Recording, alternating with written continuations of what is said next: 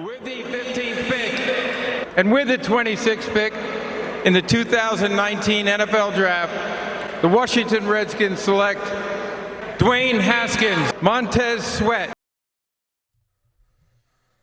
Who else could it be but me, your man, Louis T.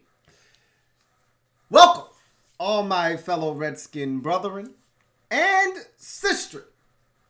I am your man and resident Redskins fan, Lou. Thank you for joining me here on the Redskins Report live and in color. Don't diss the man because I'll bum rush your mother. What's going on, family? Woo! Lot to get to tonight, man. Oh, man. It's crazy. Lot of nonsense going on, man. You know, the Trent Williams thing is really starting to heat up. I think it's going to get done here shortly. I've talked about this. I talked about the Dunny situation, and I said I think something's going to happen with him. He got traded. I've been saying this for the last week and a half. I really think something's going to get done with Trent Williams. His representative coming out a couple of days ago saying that the Redskins have not been acting in good faith and that they're inconsistent in what they're asking for in exchange for Trent Williams. Has really kind of lit a fire under this whole situation. And, you know, it was on the heels of me talking about how Dunny was, you know, always talking on socials and being very upfront and out in the public, and how Trent has been really reserved and hasn't really said much. And his representative brought that up, pretty much saying, look, man, Trent's done this the right way. You know, he's been respectful to the Redskins. He does not want this to turn ugly. There's no animosity. He just wants a fresh start. Seems like you have to go the Dunny route to get things done. And so that was a little bit of a shot. That was a dagger. No doubt shade was being tossed around there by his representative. But at the end of the day, I think Ian Rappaport said it best, which is, look, the Redskins have been front and center of this Trent Williams situation, trying to move him. But what Trent is asking for and what the Redskins are trying to get in return for him aren't matching up. Teams are saying, look, if we're going to have to pay this man $19.5 million, we're not giving you a second round pick. And the Redskins are like, well, you're not getting Trent Williams then. And so, you know, it's a very fluid situation. I think something's going to get done. JP Finley just wrote a story essentially talking about how the Redskins aren't opposed to being unconventional with this situation, and that, you know, look, the Redskins they're not steadfast on a second round pick. You know, like they want that kind of value. They're not giving him away, and I think it's the right thing to do. Unlike the Quinton Dunbar situation where they said, look, you know, Dunny is turning into a headache and he's not worth it. Take this 5th round pick. Here he is. He's yours. He's your headache now. And they were done. They washed their hands clean. Trent Williams is a 7-time Pro Bowl player. All right. He's one of the best at his position in the entire league. They're not going to give this man away. They essentially gave Dunny away. All right. They're not going to do the same thing with Trent Williams. So that's a fascinating situation. The Redskins have made a million moves. I've got people questioning whether Ron Rivera is the right guy for the job or not, and we haven't even played a single game. We have not played a single game yet. As Ron Rivera being the head coach, the Redskins have not taken the field once, not even in a preseason game. And I've already seen hashtag fire Ron Rivera. Some people are just crazy. That is insane. All right. So it's funny to see how people have reacted to the free agency period of the Washington Redskins to this point, and that they haven't done, you know, some things that some of these fans out here wanted to see. I surmise that if there were one big splash in here somewhere, that it would have satisfied most of the fan base. But because there isn't that one go-to name that you can look at and say, okay, they went for it here. And they tried. Again, they tried to do that with Amari Cooper. And I don't know if Amari Cooper makes this free agency period any differently if he's a Washington Redskin right now. Do you feel that much different about free agency if Amari Cooper is a Redskin? Maybe you do. All right, Redskins would have been about $20 million lighter under the salary cap this year, and you might have been ecstatic about that. Me, personally, I'm happy that he's not a Washington Redskin. Look, he's a good football player. I've stressed this already, so I don't need to really beat this horse because it's been long dead. But he's a really good football player. And we've seen him tear us a new asshole. So we know this guy is fully capable. But I don't think he was the guy that the Redskins needed to have right now. And honestly, at that particular position, I didn't think the Redskins needed to go in and spend that kind of money. Seriously, I just didn't. I felt like, now, if you ask me, would I have rather them spent the money on Amari Cooper? Because initially I said, look, don't spend $20 million on him. Take that same $20 million and disperse it amongst 3 or other guys. I didn't think they would literally take me serious and go and spend that same $20 million on 6 different guys. Okay? That's not what I explained to them. I said, this is not how this works. That's not how any of this works. Okay? They took that same 20 a year that they were going to spend on Amari, 22 or so, which was the report that the Redskins were willing to go to 110. And they literally spread that over like 5 or 6 guys. I didn't think they were going to be that frugal, that economically sound when going out and giving out deals, but so be it. But some people are mad. Some people are up in arms about the Redskins offseason. I've heard some people dismiss this team. Come back and talk to me when they trade Trent. I'm done. Like, whoa, wait a minute. You know, again, it's been crazy. And I know that's not most of you. Most of you are sane, are level-headed. I understand that some of you still feel like the Redskins haven't done enough. And it's easy to look around and see Robbie Anderson get a 2-year, what was it, like $17, $18 million deal, 20, whatever it was. It wasn't that much. And you look around and say, well, why couldn't we have given him that? Maybe Robbie Anderson didn't fit this team at this time. Remember, I've told you this, and I know some of you have dismissed me when I've said this. Ron Rivera is a stickler for guys that fit his culture. All right, and his culture isn't just on the field, it's also off the field. Let me ask you this. His entire tenure as Carolina Panthers head coach, how many times have you heard of a guy getting in trouble off the field with the Carolina Panthers? Now, I know a lot of you don't follow the Carolina Panthers very closely, but usually when someone gets into big trouble off the field, that's a big story. And it transcends you just liking your team.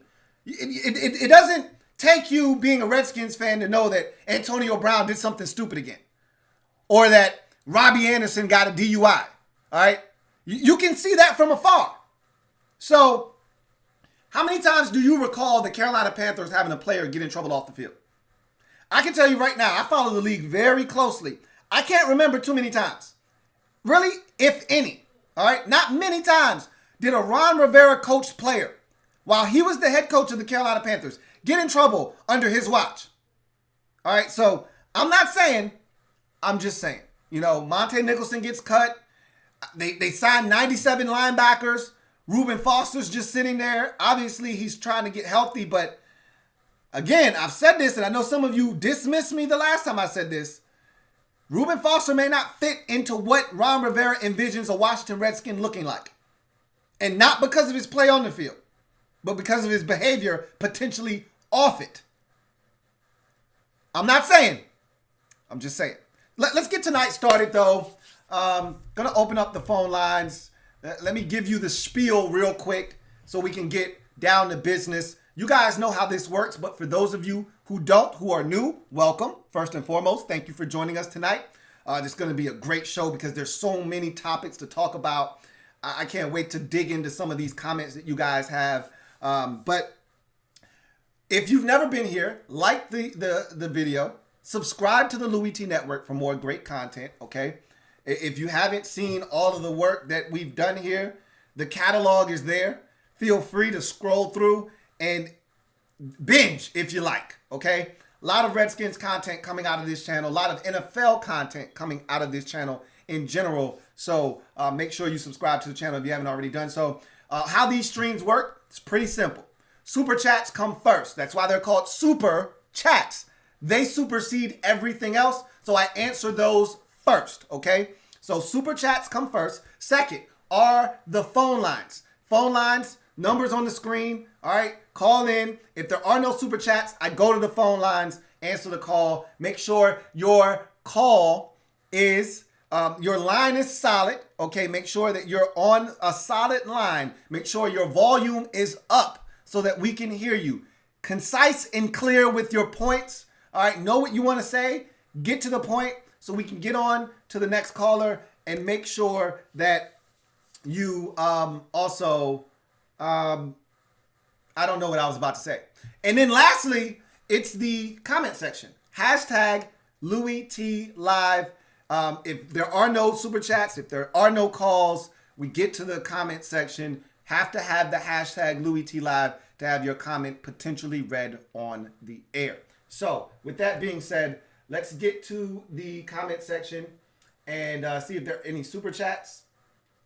And if there are, we'll jump into those. If not, we'll jump into the phone line. And there is a super chat, so we will get the night started with my man, Barrett Downing, BD. As always, getting the party started. Appreciate you, Barrett Downing, for the super chat. My man, BD, writes, I'm okay with adding all this depth. Depth equals competition, and I'm okay with that. I don't want these guys to think they deserve it. Earn it. We saw someone last year come in as if they didn't have to earn it initially, and I'm speaking of Duane Haskins. And I think it really stunted his growth initially because he felt like he was just going to come in here. And I don't blame him. When you walk into a building and you look and you see Colt McCoy and Case Keenum, you're thinking, oh, this job is as good as mine. But he didn't understand the work that it took to be an NFL pro. Look, college is much different than the pros. You're not clapping your hands. There's a cadence that you have to have.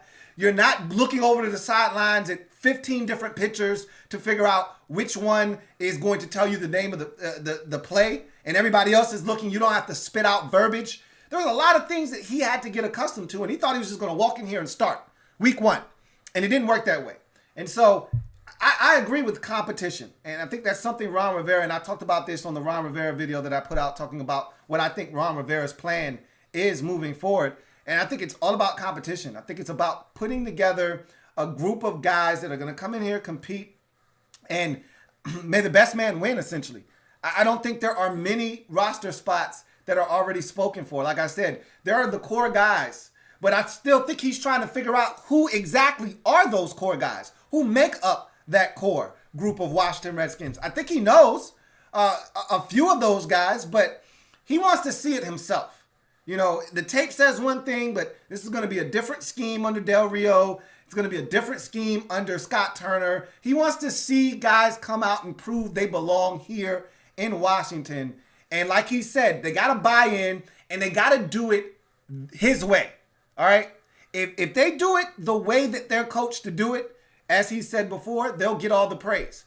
If they don't, they won't be here. So I think that's kind of the sentiment right now, is that, look, guys are going to have to earn it. And I think that's what these signings kind of represent. And a lot of these guys, like as I mentioned, on the back end of this roster, they aren't safe. You know, we talked all offseason about, Jeremy Sprinkle me, bitch. Sprinkle me.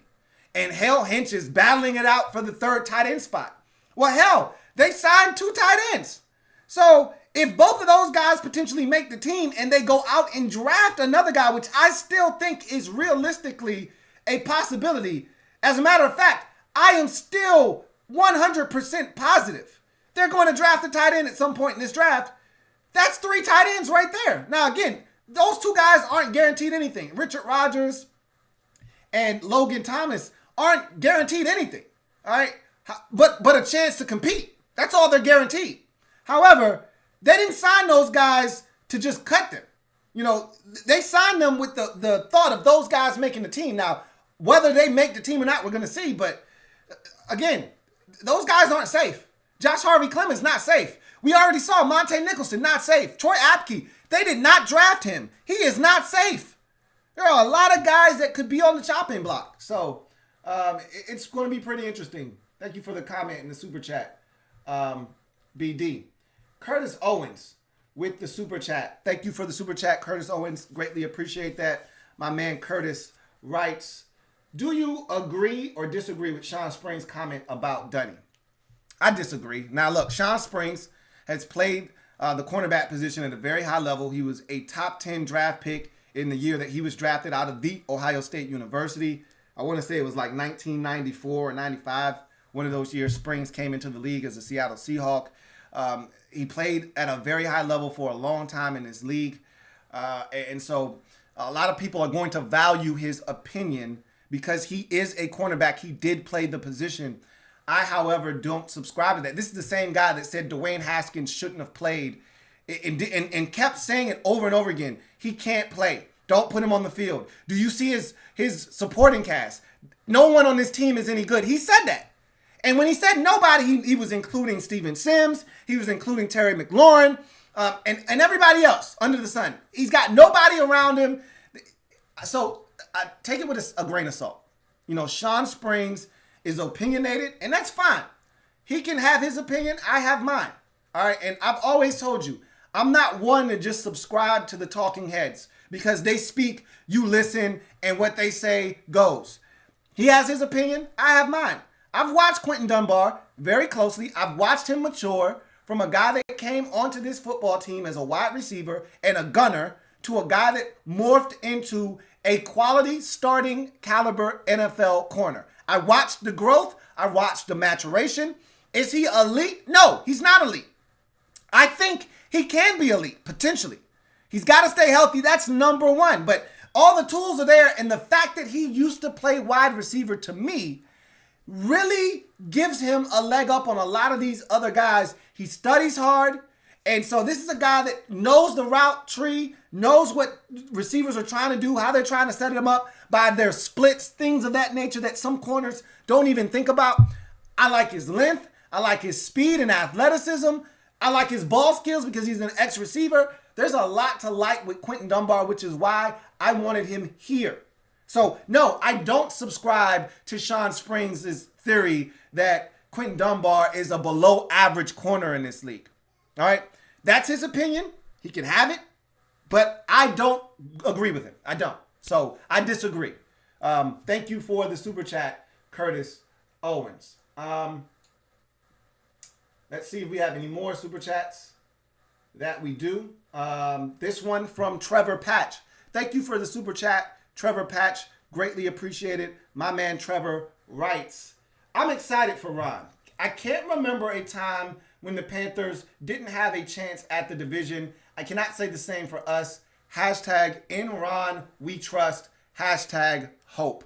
And look, I've always said the worst thing you could give a man that's starving for a reason to believe is hope. That's what we've got right now is hope. We've been hopeless for quite some time under Bruce Allen, all right? Some of you might still be hopeless because Daniel Snyder still owns the team. Look, get over yourself. He's not going anywhere. He owns this team, and until he is in his grave, he's going to continue to own this team, all right? And last time I checked, he's a relatively healthy 50-some-odd-year-old man. So he's not going anywhere anytime soon. All right? So we've been hopeless for quite some time under the watchful eye of Bruce Allen. Glad he's gone. Now we have hope, and we have Ron Rivera, and we're hoping he comes in and saves the day. And I'm excited too. I'm not going to lie to you. I'm excited. I haven't been this excited about an upcoming season since 2016. I was really excited going into the excitement for 2013 was kind of capped because of the injury that Robert Griffin III sustained the year prior in the playoffs. So I wasn't as excited about 2013. I wasn't a big fan of the all-in for, week one campaign that Robert Griffin III was on. And we saw how disastrous that ended up being. But I was really excited for 2016. I felt like we should have beat the Packers in that 2015 playoff game at home, and felt like we let one slip through our fingers, but we had everybody back. Pierre, Deshaun, and Kirk was playing at a very high level. We felt good about Scott McCloughan at that time. And so we were so hopeful then. And the Steelers pretty much took all the wind out of our sails in week 1. And it still was a fun year. We should have made the playoffs, that Giants game. And you look back at all the games we should have won, the game over in London versus Cincinnati. I digress. I'm going off on a tangent. Bottom line is, I, like you, Trevor, and I'm very excited about this upcoming season in Ron Rivera. Now, if we have a season, obviously this coronavirus has ravaged our society as we know it, and currently has everything pretty much on pause. But I think we're going to, at some point, get back to normalcy. I think football is going to take place, and I'm excited about what the future holds with Ron Rivera running this organization, essentially. So looking forward to what this draft holds for the Redskins. Looking forward to seeing what Kyle Smith and company get done in the draft. I still want to see if the Redskins are able to move Trent Williams and acquire more draft capital before the draft. If they're not able to, that's fine. I think Trent has more value after the draft because everybody in their mind right now is saying, look, you can either do this deal with us or you could not do this deal with us. It's cool. We'll just go get us a tackle in the draft. Not everybody's going to end up with a quality tackle in the draft, though. And so if that team is desperate enough after the draft is over, you may be able to flim-flam somebody or at least get real value, real compensation for Trent Williams and not this nonsense some teams are bandying about right now trying to pull the wool over old Ron Rivera's eyes as if he's Bill O'Brien or something. Not happening. So, in Ron we trust. I'm with you on that one, Trevor. Thank you for the super chat. Got another one. This one from Jordan Like the Goat. Thank you for the super chat, Jordan Like the Goat. Greatly appreciate it. My man Jordan writes, where do we stand at left tackle? Looks like it's Donald Penn. We don't know. I mean, obviously they went out and they signed Cornelius Lucas. I don't trust him. He's got 2 first names. I know some of you are like, hey, that's 2 last names. For me, those are 2 first names. And it's subjective. You look at it any way you like. For me, he's got 2 first names. I don't trust his ass. So right now, I know they don't love. They definitely do not love Jaron Christian or Jaron Christian. They don't love him. So right now, left tackle is right up in the air. And it could be Donald Penn. It could be a youngin that we get in the draft. If I were a betting man, I'd say it's Donald Penn or it's the Philadelphia Eagles left tackle that they let go of in free agency, and he hasn't signed yet.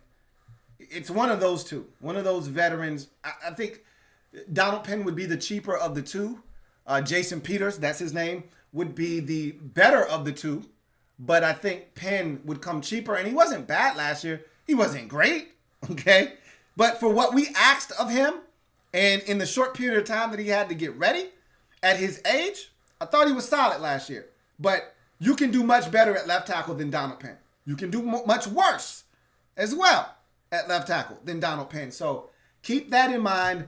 Right now, though, there is no solid, concrete answer at left tackle. I think it is a very fluid situation. There's the draft. There's still free agency. There are a couple of guys out there in Jason Peters and Donald Penn and, those types of guys still available and will be available for quite some time, which is why they haven't signed yet because you want to maximize your value. And so you wait until a team has an injury and they're desperate, and now that drives up your price right there. So I think the Redskins know that they've got a ace in their back pocket if need be, named Donald Penn or, potentially Jason Peters. They don't want to have to use that ace, but it's there if they need it. So we'll see what happens there. But thank you for the super chat, Jordan Like Goat. Got another super chat. This one is from Leo Suarez. Okay, this one is... Just thank you for the super chat, Leo. Greatly appreciate that. Got another super chat. This one from my man Tommy Knockers. Thank you for the super chat, Tommy Knockers. Greatly appreciate it. My man Tommy writes, hey, Louie, what is your opinion on why we are not pulling the trigger on Breland? That's a good question. You know, we never quite know the answers to why things happen the way that they do. And usually we don't find out the answers until afterwards. If I were guessing right now, and we're not the only team, Breeland is still out there because nobody is interested in Bashaud Breeland.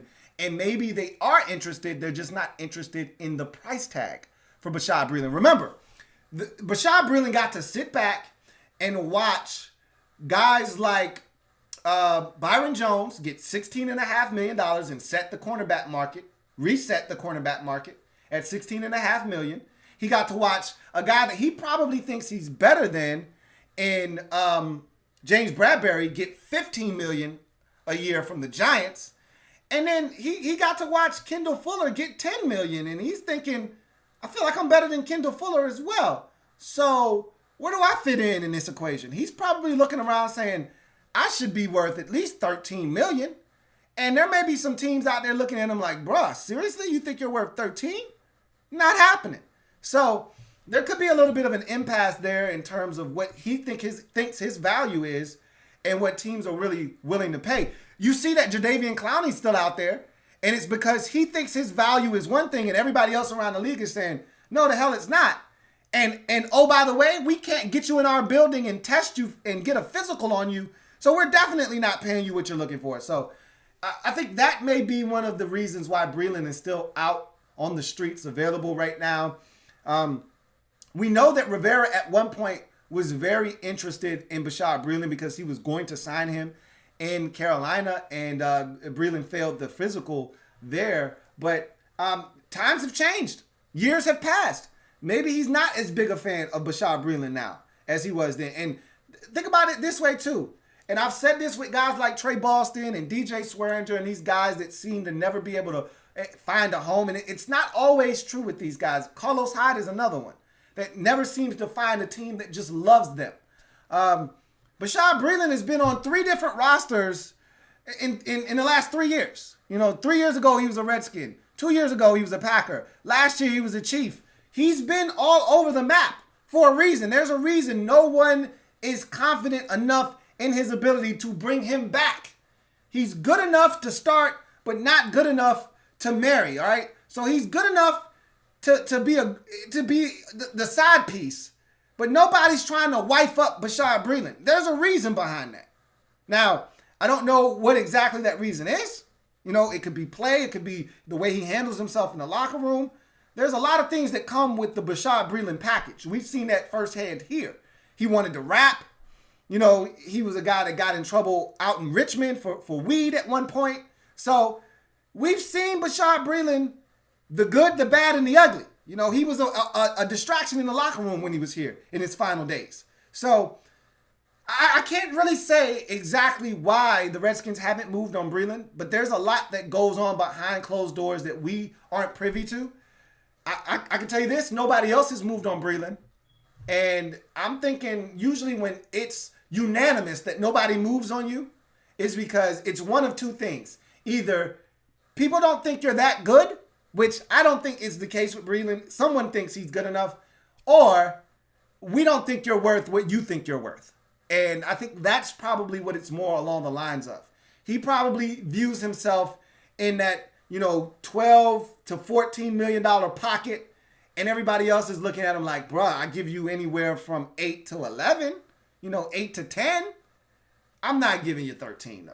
So we'll see what happens. But thank you for the super chat. Got some more super chats. Gonna go ahead and take those. This next one is from Leo Suarez. Thank you for the super chat, Leo Suarez. Greatly appreciate it. My man Leo writes, Kerrigan's sack record within reach this year. Beast. He's gonna get it. And that's one of the reasons why, because I've had numerous people this offseason ask me, hey, you think we can trade Kerrigan? What do you think we can get for him? And I'm like, Kerrigan isn't going anywhere. Rivera has made that clear. But more importantly, Dan Snyder has made that abundantly clear. He's said, and not vocally, but through his actions and through other people who have been surrogates for him, that Kerrigan is a core Redskin, and I don't think he's going anywhere. at least not for the 2020 season. He's going to break that sack record. He's going to cement himself as a all-time great Redskin in the eyes of Daniel Snyder. All right, he's going to end up in the Ring of Fame, and he's going to break that record this year. And it's going to be relatively early. As long as he's healthy, he's going to break that sack record within the first 2 weeks of the season. So I look forward to Ryan Kerrigan being on this roster.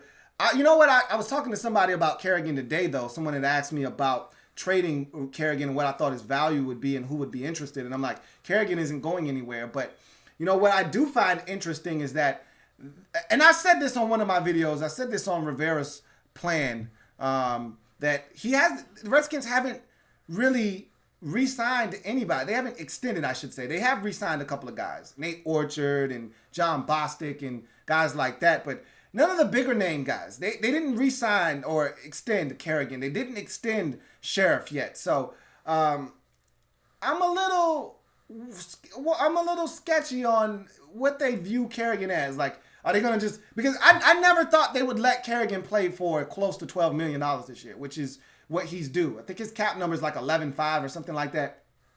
I just never viewed him as a guy that was going to make that kind of money at this point of his career on an annual basis. So I thought they would rework his deal to bring that cap number down. Maybe they're not. You know, maybe they don't feel like extending him is the right thing to do right now. They want to see how he fits in Del Rio's scheme. And if he has a 10.5 sack season this year and is impactful, then maybe they do something with him next year. But if he has a 4.5 sack season, he's not as productive, it's marred by injury, maybe they just let him walk next year. So, I say all of this, and 2 months from now, he may get an extension. We'll see what happens, but I just find that really interesting that Kerrigan hasn't gotten extended yet. I thought that was something that would have happened early in the offseason so that they could have freed up some more cap space, but we're not hurting for cap spaces. You saw me tweet out. If you're following me on Twitter, and if you're not, shame on you, at Louis T Network on Twitter. I retweeted actually a picture of a post by, I want to say it was Albert Breer, that chronicled the top 10 teams with the most cap space, and the Redskins were right there sitting at number 8 with right around $40 million of cap space remaining this season. So we're sitting pretty in terms of the amount of money we have. So they're not hurting for bread right now. So maybe that's one of the reasons they haven't went to Kerrigan and asked him to restructure or extend. But anyhow, thank you for the super chat, Leo. On to the next. My man John Saluter with the super chat. Thank you for the super chat, John Saluter. Greatly appreciate it. My man John writes, how do you know about Cody Latimer? What do you know about Cody Latimer? Cody Latimer, ex-Indiana University wide receiver, had big-time talent coming into the league, but he was a one-trick pony. Didn't run the route tree at Indiana. A lot of people weren't blown away by anything other than size. He was a height, weight, speed specimen. A guy that was right around 6'2", 6'3", ran a sub 4.5 40, could high point the ball, but there were concentration drops. As I mentioned, a guy that didn't do a great job at running routes, had a lot of work to do in that department. And he just wasn't refined as a wide receiver. He was drafted, if I'm not mistaken, in the 2nd or 3rd round by the Denver Broncos. He didn't amount to much in Denver. And this was with Peyton Manning. All right. So I thought he was going to blossom under the tutelage of Peyton Manning. I thought he was going to be Peyton's new Pierre Garçon. If you remember, Pierre was a young receiver in Indy, flourished under Peyton Manning. And then we got to really we got to receive the fruits of Peyton Manning's labor in Indy because we got the best of Pierre Garçon here in Washington. And I thought Cody Latimer was going to really blossom in Denver, and he didn't, for whatever reason. And there were some issues with health. He ended up being a special teamer, a core special teamer instead of a receiver. He went to the Giants, didn't really do much there either. So he's one of those guys that's on the fringe of being out of the league. He's going to have to establish himself as a real core special teamer, and he's going to have to get better at receiver, or else he'll probably be out of the league in the next year or two. So that's Cody Latimer in a nutshell. that's pretty much Cody Latimer. Has some ability, has some talent, but it's never really materialized. And as a wise man once said, son, your potential is going to get me fired. And Cody Latimer is one of those guys that you don't want to bet your career on his ability to get it done at this level, because you'll mess around and get fired. So, thank you for the super chat, John.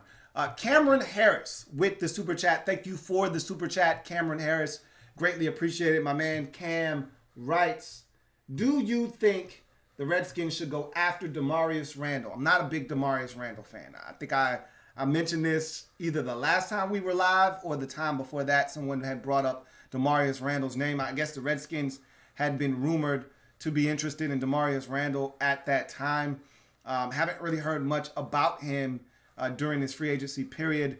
I'm not a huge Damarious Randall fan. If you remember, coming out of Arizona State, he was a safety, but he had the ability to play corner. The Packers chose to stick him at corner. I thought he did some good things early on, but he ended up being a malcontent in that locker room. They ultimately traded him to Cleveland. They moved him to safety. He did some good things there too, but he also got ejected from a game in Cleveland.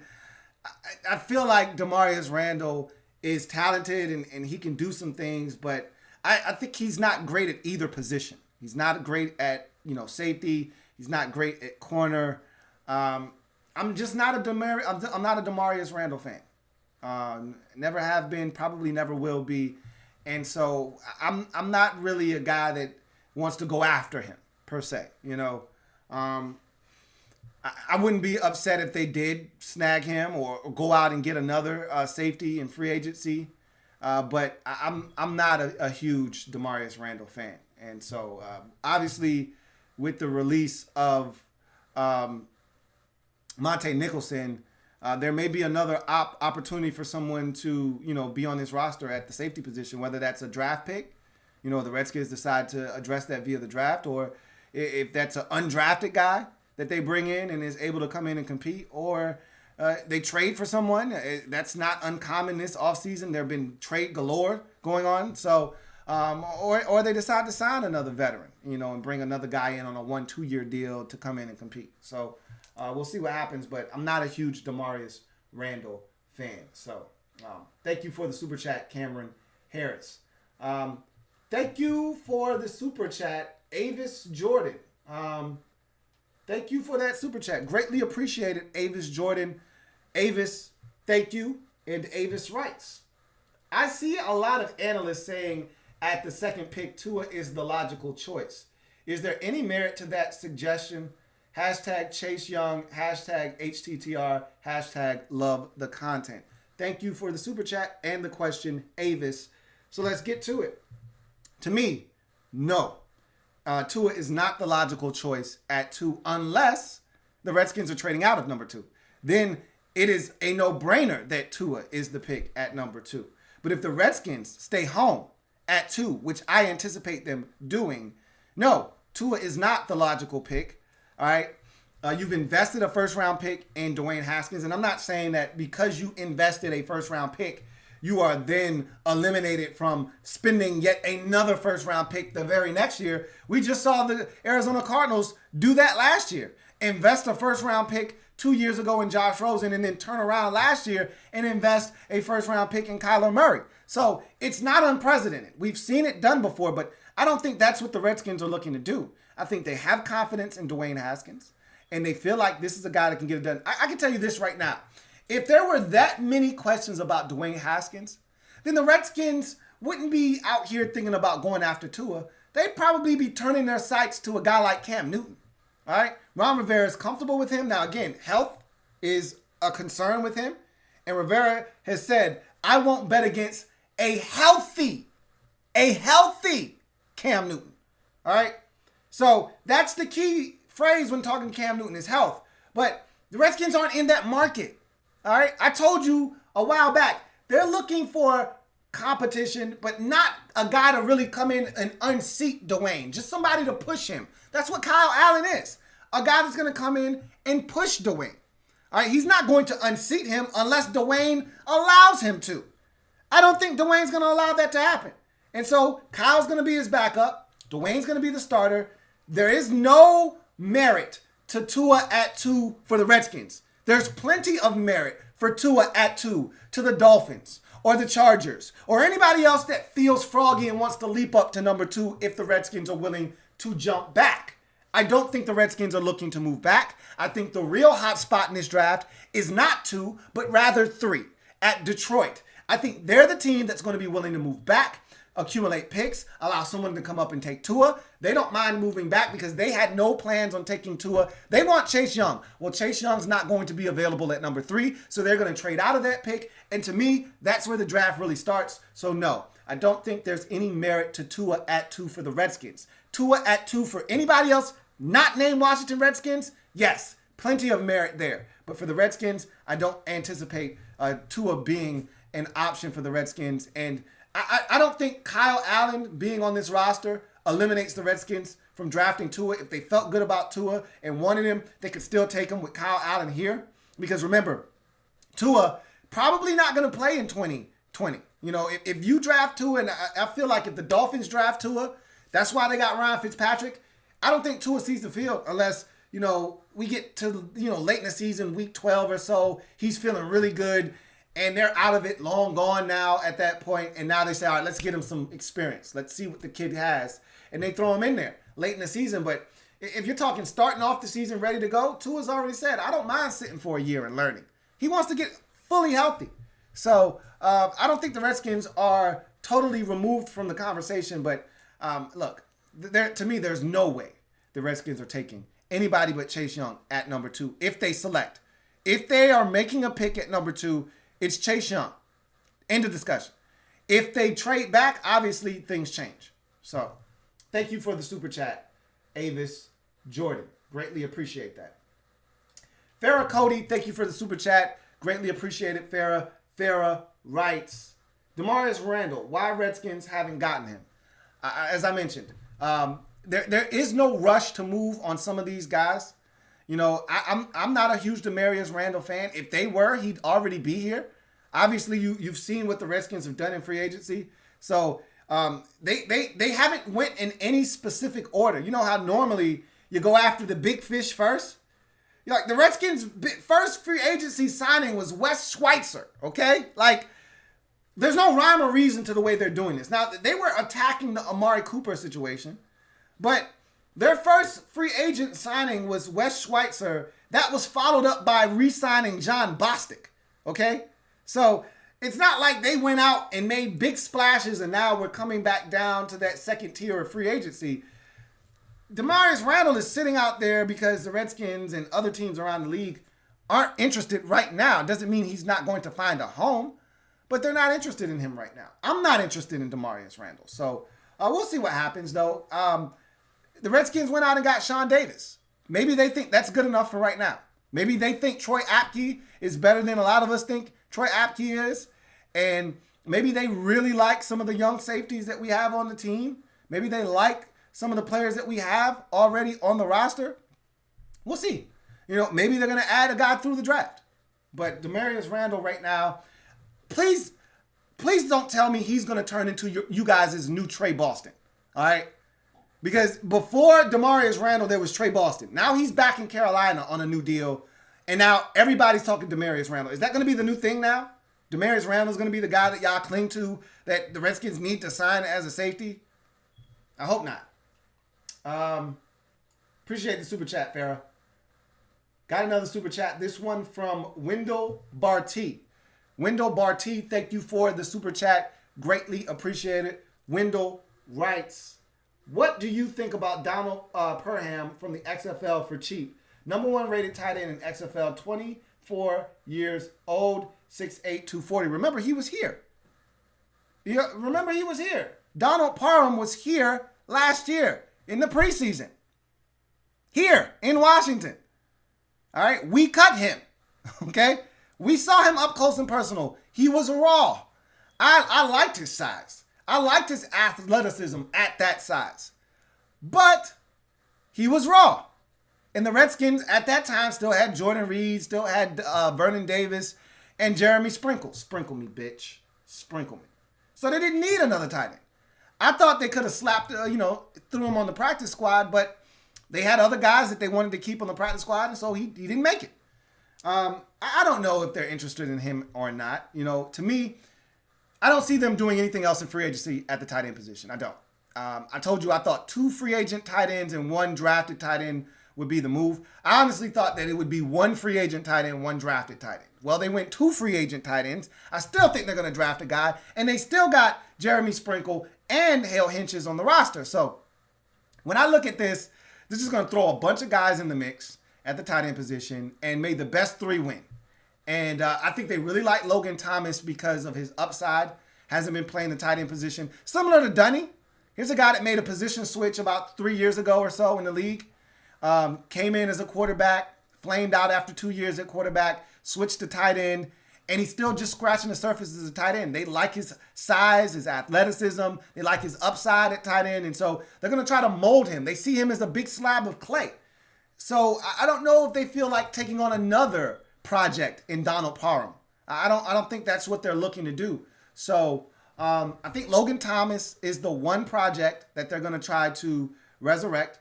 And if they get that going, then we'll see what happens. But I just don't see Donald Parham being a guy that they're going to go after. I could be wrong, but right now I don't see them doing anything else in free agency at the tight end position. I think the one move left at tight end is going to be potentially in the draft. So we'll see what happens. Thank you for the super chat window. All right. See if there are any more super chats. All right. Got a couple more, so we'll get to those. See, we got a super chat here from Martin Matthews. Thank you for the super chat, Martin Matthews. Greatly appreciated, Double M.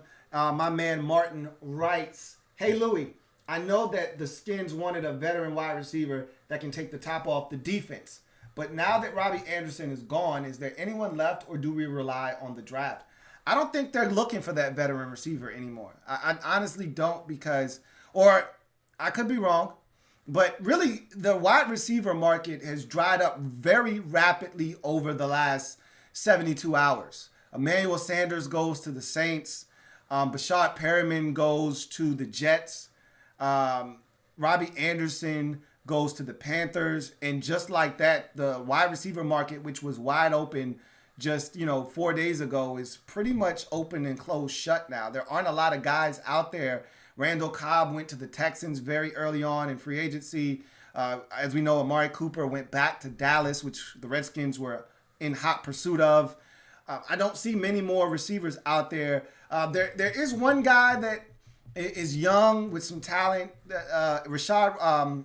Demarcus Robertson out of Kansas City with the Chiefs. I would have thought he would have signed already. I heard the Giants were going to be really heavy on him early in free agency, and unless I missed it, he hasn't been signed yet. He's a guy that I'm surprised hasn't found a home already. Really young, solid wide receiver with some tremendous upside. But outside of that, there aren't many veterans. And as I mentioned, I don't think the Redskins are looking for just any veteran. You've got to be a young veteran coming off of your rookie deal with some talent. And Robbie Anderson would have fit that mold perfectly. But Robbie Anderson has had some issues off the field. And I don't know if the Redskins looked at that when they kind of considered Robbie Anderson. And because he didn't cost a ton in free agency. They could have had Robbie Anderson for a song. So I'm thinking that they like their receivers. They wanted to add Amari Cooper, but they looked at this draft, and this is a really deep wide receiver group. Like our first pick in the 3rd round, somebody's going to spill over. And I've said this. You've heard this from me. Okay, so this isn't new. This isn't some type of an epiphany, or I'm not making any crazy statement here that you haven't heard before on this program. But let me reiterate this. This is such a deep class, not just of receivers, but of talented football players in general. And players are going to get pushed up at positions that they probably shouldn't. So that's going to push talent down, all right? And because of that, I think you could see 2 or 3 receivers that probably should have been easily 2nd-round picks in other drafts become 3rd-round picks. And if the Redskins like any of those guys, you take that receiver. And so I don't know if the Redskins are really that hard pressed at receiver. I wouldn't mind adding another young guy. You know, I'm all about the youth movement. If you want to add another youngin, another young boy to the mix, I'm all for it. It worked for us last year, and I'd love to see these young boys grow. You got Duane, who's young. Add another young boy to the mix, and I'd love to see all of these young receivers grow together. You know, you're not going to be able to re-sign all of them. You know what I'm saying? If they all blossom and grow and develop, you're not going to be able to keep all of them. You might be able to keep Terry and the guy that we draft this year. And Steven Sims might blow up and we might have to let him walk like we did Jamison Crowder. So, you know, you can't keep everybody. So I say you get them young, you get them cheap, and, you know, you roll with that. So we'll see what the Redskins decide to do. I don't think they're going to go after another veteran. They went after one in Amari Cooper. They didn't get him. I think you're going to see the Redskins probably wait this thing out and get to the draft and see what's available then. And if they don't come away with anything in the draft, which I find it hard to believe that with all these receivers, all these talented guys in the draft, the Redskins aren't going to come away with someone, even if it's later in the draft. They're going to come away with the receiver, and I think that's how they're going to approach wide receiver this year. So I could be wrong again. We'll see what happens. Thank you for the super chat, though. Got another super chat from my man Tommy Knockers. Double up. From my man Tommy Knockers. Appreciate you doubling up the first of the night. My man Tommy writes, we are signing less than impressive players. We don't have a lot of picks. So we go as planned and just get Chase at 2. Could this be the plan? Yes. Look, I already told you what I believe Ron's plan. I already told you what I thought Ron's plan was. All right. I think Ron wants competition. And that's why you're seeing all of these meager signings, all of these short signings of players who have yet to really prove themselves in this league. Guys that, like a Sean Davis on a 1-year prove-it deal. A guy like Cornelius Lucas who's on a 2-year deal. Never, ever trust a man with 2 first names. A guy like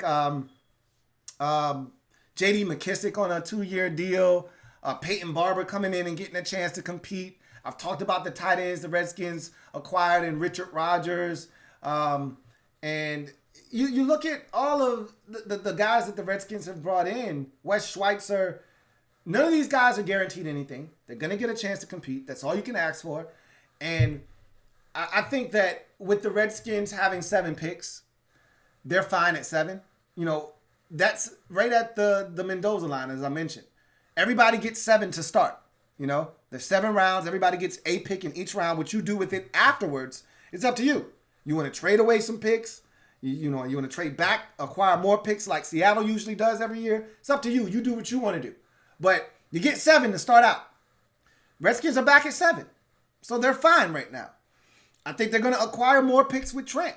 I think they could get to 8, possibly 9, because it's not a foregone conclusion that they're just going to get a pick for Trent. They could easily come away with a Darius Slay type package where it's multiple picks. 2 3s, a 3 and a 4, something along those lines. If they just get a 2, then they'll just get a 2. But I see the Redskins having no problem sticking at 2, getting Chase Young. And to me, Chase Young is worth 2 or 3 different draft picks. Easily. Because of what he brings to the table at a premium position in this league. You understand that pass rusher is the second most important position in all of the National Football League. It's just behind quarterback. That's it. You can argue chicken or the egg. Do you put the guy that protects the quarterback or the guy that bags quarterbacks ahead of each other? Chicken or the egg, that's up to you. I decide that the guy that bags quarterback is more important than the guy that protects the quarterback. Not by much. But give me the edge rusher. I'll figure out left tackle. I'll figure it out. Give me the edge rusher. They're so hard to find. All right, they don't grow on trees. That's why there are not many elite ones in the league. All right, everybody's got a starting left tackle. Not everybody's got an elite edge rusher. We've got a chance to get one. You don't pass that up. And so to me, Chase Young is worth 2 or 3 draft picks by himself. He's going to make guys better. He's going to make Daron Payne better. He's going to make Jonathan Allen better. Matt Ioannidis better. Ryan Kerrigan better. Montez Sweat better. He's going to make Cole Holcomb better. He's going to make Ryan Anderson better. When you insert that kind of talent, he makes everyone around him better. You don't pass that up. Okay? So, yes, they're taking Chase Young, and I feel good about saying that. So, thank you for the super chat, Tommy Knockers. I do believe that is the plan. All right, we move on to the next super chat. Thank you for the super chat, Mr. Laughing My Head Off. Greatly appreciated, Mr. Laughing My Head Off.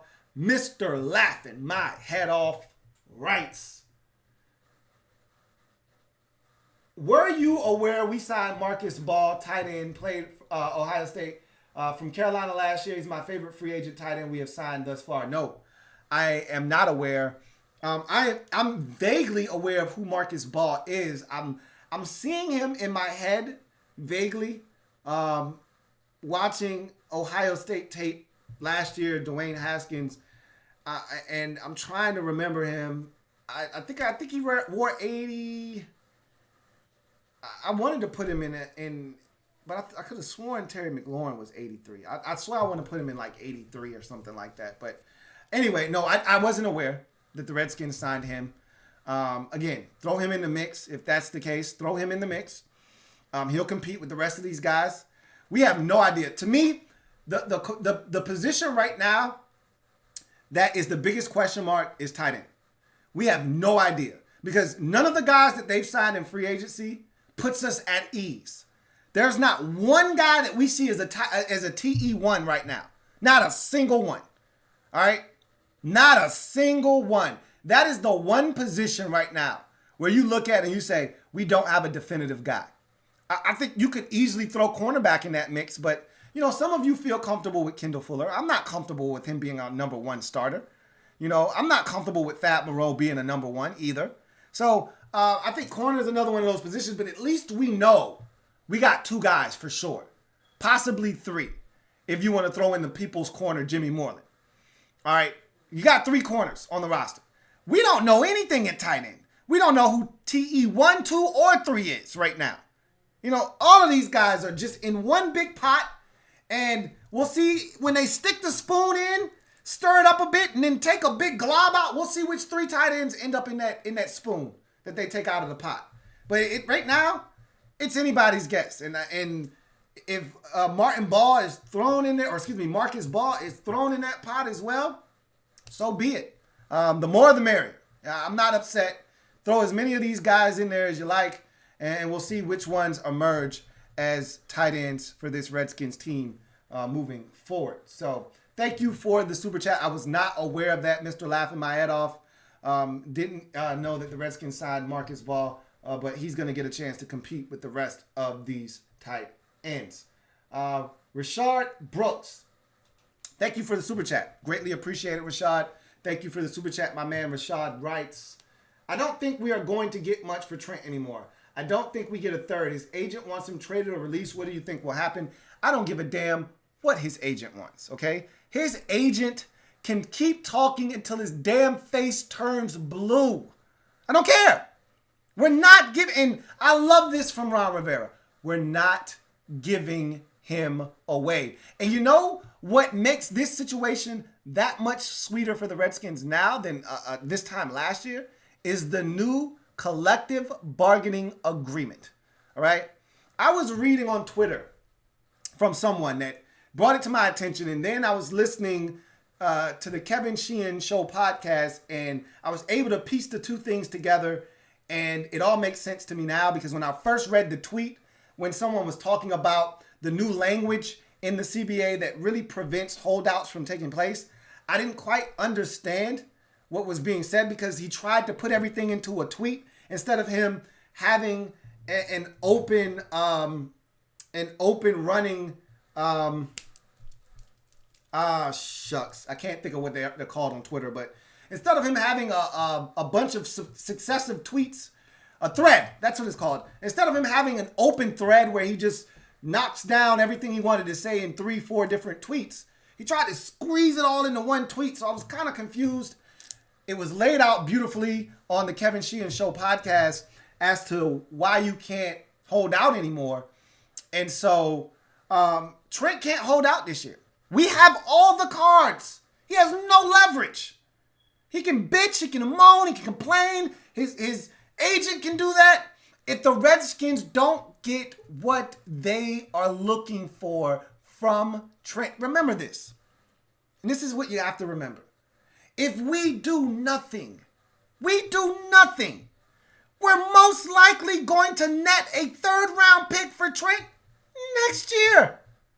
Okay? So why would you trade Trent for anything less this year? If I'm not getting a second or 2 threes, I'm not trading Trent Williams. Okay? If I'm not getting a 3 and a player, I'm not trading Trent Williams. Okay? Because next year, he will leave in free agency and we'll get a compensatory pick. Now, I get it. That compensatory pick won't show up until 2022. I don't give a shit. It's still a 3rd-round pick for Trent Williams. So, either you play for us for $12.5 million this year. You can sit out. But the new CBA states that any player that is gone from his team for 5 days or more consecutively is not able to accrue a season. Therefore, they lose a year, and therefore, you're going to be back in Washington next year with 1 year left on your deal if you're Trent Williams. So he can't hold out. He can't hold out this year. He's got to show up. He's got to play. So he doesn't have a lot of options. The Redskins hold all the cards. And they're looking at their hand, and it looks pretty damn sweet right now. Now, the hand doesn't look as sweet as it did, say, last year during the trade deadline when we were holding a royal flush. All right? But we still got some damn good cards in our hand, man. And at any point, we can slam them shits down and cash in. So we just need compensation. If a team is willing to pay Trent, great. That's awesome. What you going to give us in return to get Trent, though? We could care less about. What you do with Trent's contract is of no concern to us. We could care less. That's between you and him. We want to know what you're going to give us to get him. And if it doesn't fit what we think is good compensation, fair compensation, then we're not going to do it. And I love that approach because we are in control. For the first time in a long time, we are in control. Last year, our hands were tied behind our back because Trent was willing to eat the fines and all that stuff. This year, you can't take the fines back. Teams can't eat the fine, can't say, all right, we're going to rescind all those fines. If you sit out, they made it really hard for you to hold out in the NFL now. They really did. And so Trent's either going to play for us or he's going to play for another team, but he's not sitting out this year. I can assure you of that. So his value to me still as good as it was when this offseason started. It's not as good. It's not as great as it was last year when we could have got a first for him. But that's not to say that it's still not great right now. I think it is. I think it just boils down to teams have leverage. Other teams have leverage right now. Their leverage is the draft. They're holding that over our heads. Like, hey, look, we already got to pay him. You know, this guy's coming off of a season where he didn't play. You got to cut us a break. No, the hell we don't. Got to cut you a goddamn thing. You need to slide us that 2 or these 2 threes. You know, a 3 this year, a 3 next year. You got to come up off of it. Ante up. And if you're not, that's cool. We'll hold on to him. It's not a big deal. I'm not stressing over the Trent situation. I'm not. You know, with Dunny, I wanted him gone. All right? Because honestly speaking, Quinton Dunbar at $3 million, flapping his gums, I'm good. I can pass. I wanted Dunny to stay, but at the end of the day, if he wanted out, let him go. With Trent, he's too good of a football player at a desperate position of need. Whereas if we're not going to get what we feel like we deserve, Quinton Dunbar isn't a 7-time Pro Bowler. Quinton Dunbar isn't a 1-time Pro Bowler, okay? What you got for Quinton Dunbar, I would have liked more. I've already stated that. But I was willing to take whatever we could get just to move on from that situation. That was one of those situations. Just wash your hands clean up, man. Just wash your hands clean. Let's move on. Trent is a totally different situation. He's unique. There aren't many 7-time Pro Bowlers walking around in this league at his position. They don't grow on trees. You want this guy? You're going to have to give it up, man. You're going to have to give it up. So I think his value is still high. And I think he's still going to get traded. Thank you for the super chat, Rashad. Got another super chat. This one from Jordan Like the GOAT, who writes, thank you for the super chat. First of all, Jordan, double up, for my man Jordan Like the GOAT. Appreciate you. Jordan writes, if Tua is healthy, who is better, Tua or Haskins? Coming out of college, Tua. Upside, probably Tua. But Haskins isn't that far behind in the upside department, and I like Haskins' body better than I do Tua, meaning Tua seems fragile to me. He seems like a guy that, similar to Robert Griffin III, you hit him the wrong way, he's breakable. You know, those kind of guys don't last in this league very long. And this guy couldn't even make it out of the SEC unscathed. Haskins is thickly built. He's built similar to a Ben Roethlisberger. No, he's not 6'5" like Roethlisberger, but he's got that thick frame like a Roethlisberger, like a Jameis Winston, one of those thicker framed quarterbacks that can endure a little bit of contact in the pocket.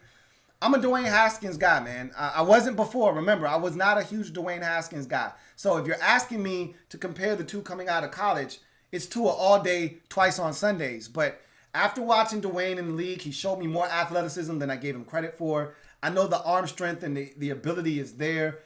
He showed me some ability to maneuver in the pocket. He was unfazed and unflappable in some situations last year.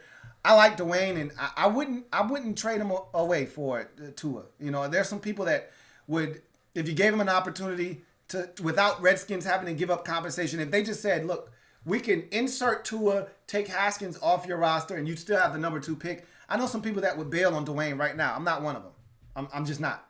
You know, if you told me I could get Tua and still have the number 2 pick in the draft, and Duane would no longer be on the roster, I would still tell you no, I'm good. You know, and I think Tua is a really good quarterback. I just don't see the long-term sustainability of him staying healthy in this league. If what we've got, and you cannot ignore the sample size that we got in college of Tua getting injured. Like when a guy is screaming at you, injury prone, you can't ignore it and make up an excuse as to why he's gotten injured and just turn the other cheek and say, and turn the other way and say, nah, he'll be fine in the NFL. No, it's more physical in the NFL. These guys are more athletically gifted. They're more ferocious. All right? This isn't Georgia. It's the Philadelphia Eagles and Fletcher Cox. All right? It's not LSU. It's Aaron Donald in the Los Angeles Rams. So it's not Auburn. It's Cameron Jordan and the New Orleans Saints, or it's Nick Bosa and that crew in San Francisco coming after you. I take Haskins, but Tua is very talented. Don't get it twisted. But I just don't see him staying healthy. That's my biggest gripe. If he's healthy, if you could assure me he'd stay healthy, then I'd take him over Haskins. But you can't assure me that. So Haskins it is. Got another super chat. This one from my man Derek B. What's going on, Derek B? Appreciate the super chat. Appreciate you, Derek. And Derek writes, what's your over-under on weeks it takes for Dunny to complain about the Seahawks not willing to negotiate his new deal and ask for another trade? I don't think it's going to happen in Seattle. Now, I read your comment. I got a nice little chuckle out of it. You said, man, maybe Ron is more vindictive than I thought, okay? He traded him to Seattle, the one place that doesn't like to pay players anything. Didn't want to play Jadeveon Clowney, didn't want to pay Russell Wilson his money. It got to the 23rd hour before Russ was able to get his bread. Didn't pay, remember, they did pay Earl Thomas once. They just didn't want to double dip and pay Earl the second time around, but you brought up Earl Thomas as well. They paid all of those guys once. All right. They just didn't want to pay him again. So I look at the situation in Seattle, and I'll say this. They make the trade. This was the thing that really frustrated Dunny all along in Washington, is that, and I just heard this for the first time today, so excuse me on this. Some of you may have known this. This may be common knowledge to you. It was not to me. So this was brand new to me. But we talked about Dunny in the process of Rivera getting the job and Dunny kind of spouting off immediately. You know, Rivera got the job, let's say, January 28th. And I don't know. He could have gotten a job way earlier than that in January. The season was over. Rivera was hired maybe 2 days after the season was over.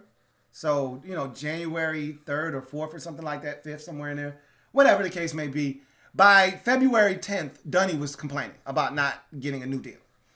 And this is what I heard today, that Dunny was under the impression that with the old regime, he was going to get a new deal. Like there were talks involved with Bruce Allen and Quinton Dunbar and a new deal in Washington. And when Bruce Allen was fired, that deal obviously was snatched off the table. Talks abruptly stopped. And when Rivera got the job, they never picked back up. And so all of a sudden, Dunny felt like, okay, what's going on? I was about to get a deal. Now it's crickets. I need to know something. Am I a part of the future or not? And so he instead of him going to the source, which is Ron Rivera, I truly believe had he handled this differently, I think he would still be here, honestly.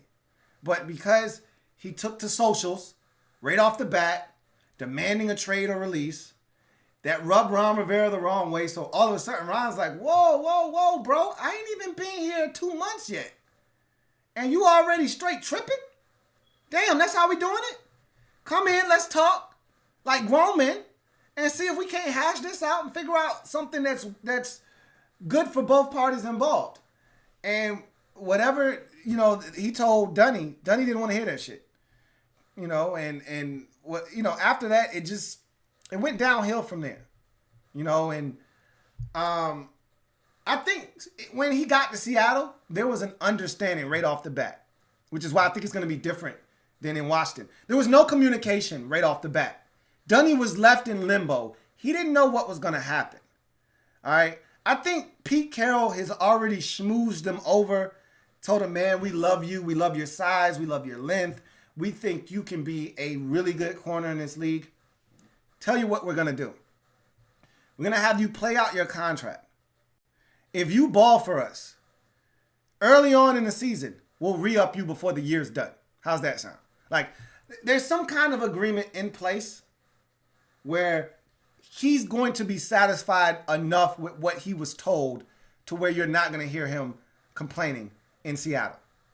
That's what I think. All right. I think Dunny also felt some type of way where he looks around and he says, I'm over here crying for my bread that I earned.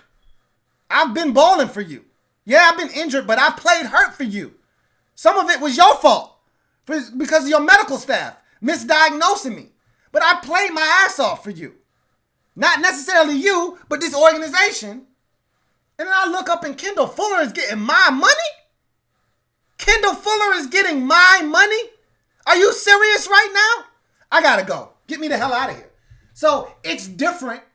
He can walk around with that same $3.5 million in Seattle and not feel some type of way because that's not his locker room.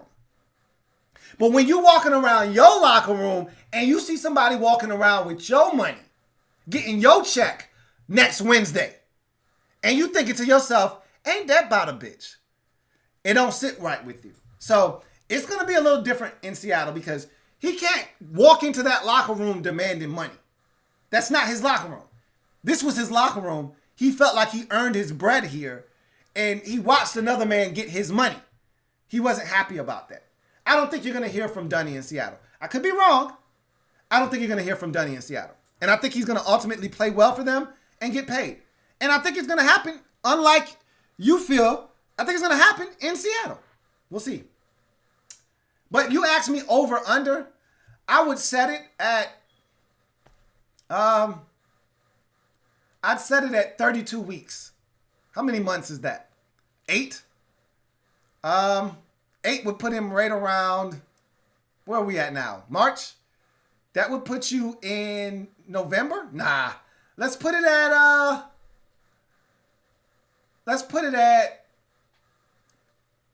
10 months. That'll get him right around the free agency. That's when you'll hear from Dunny again, I think.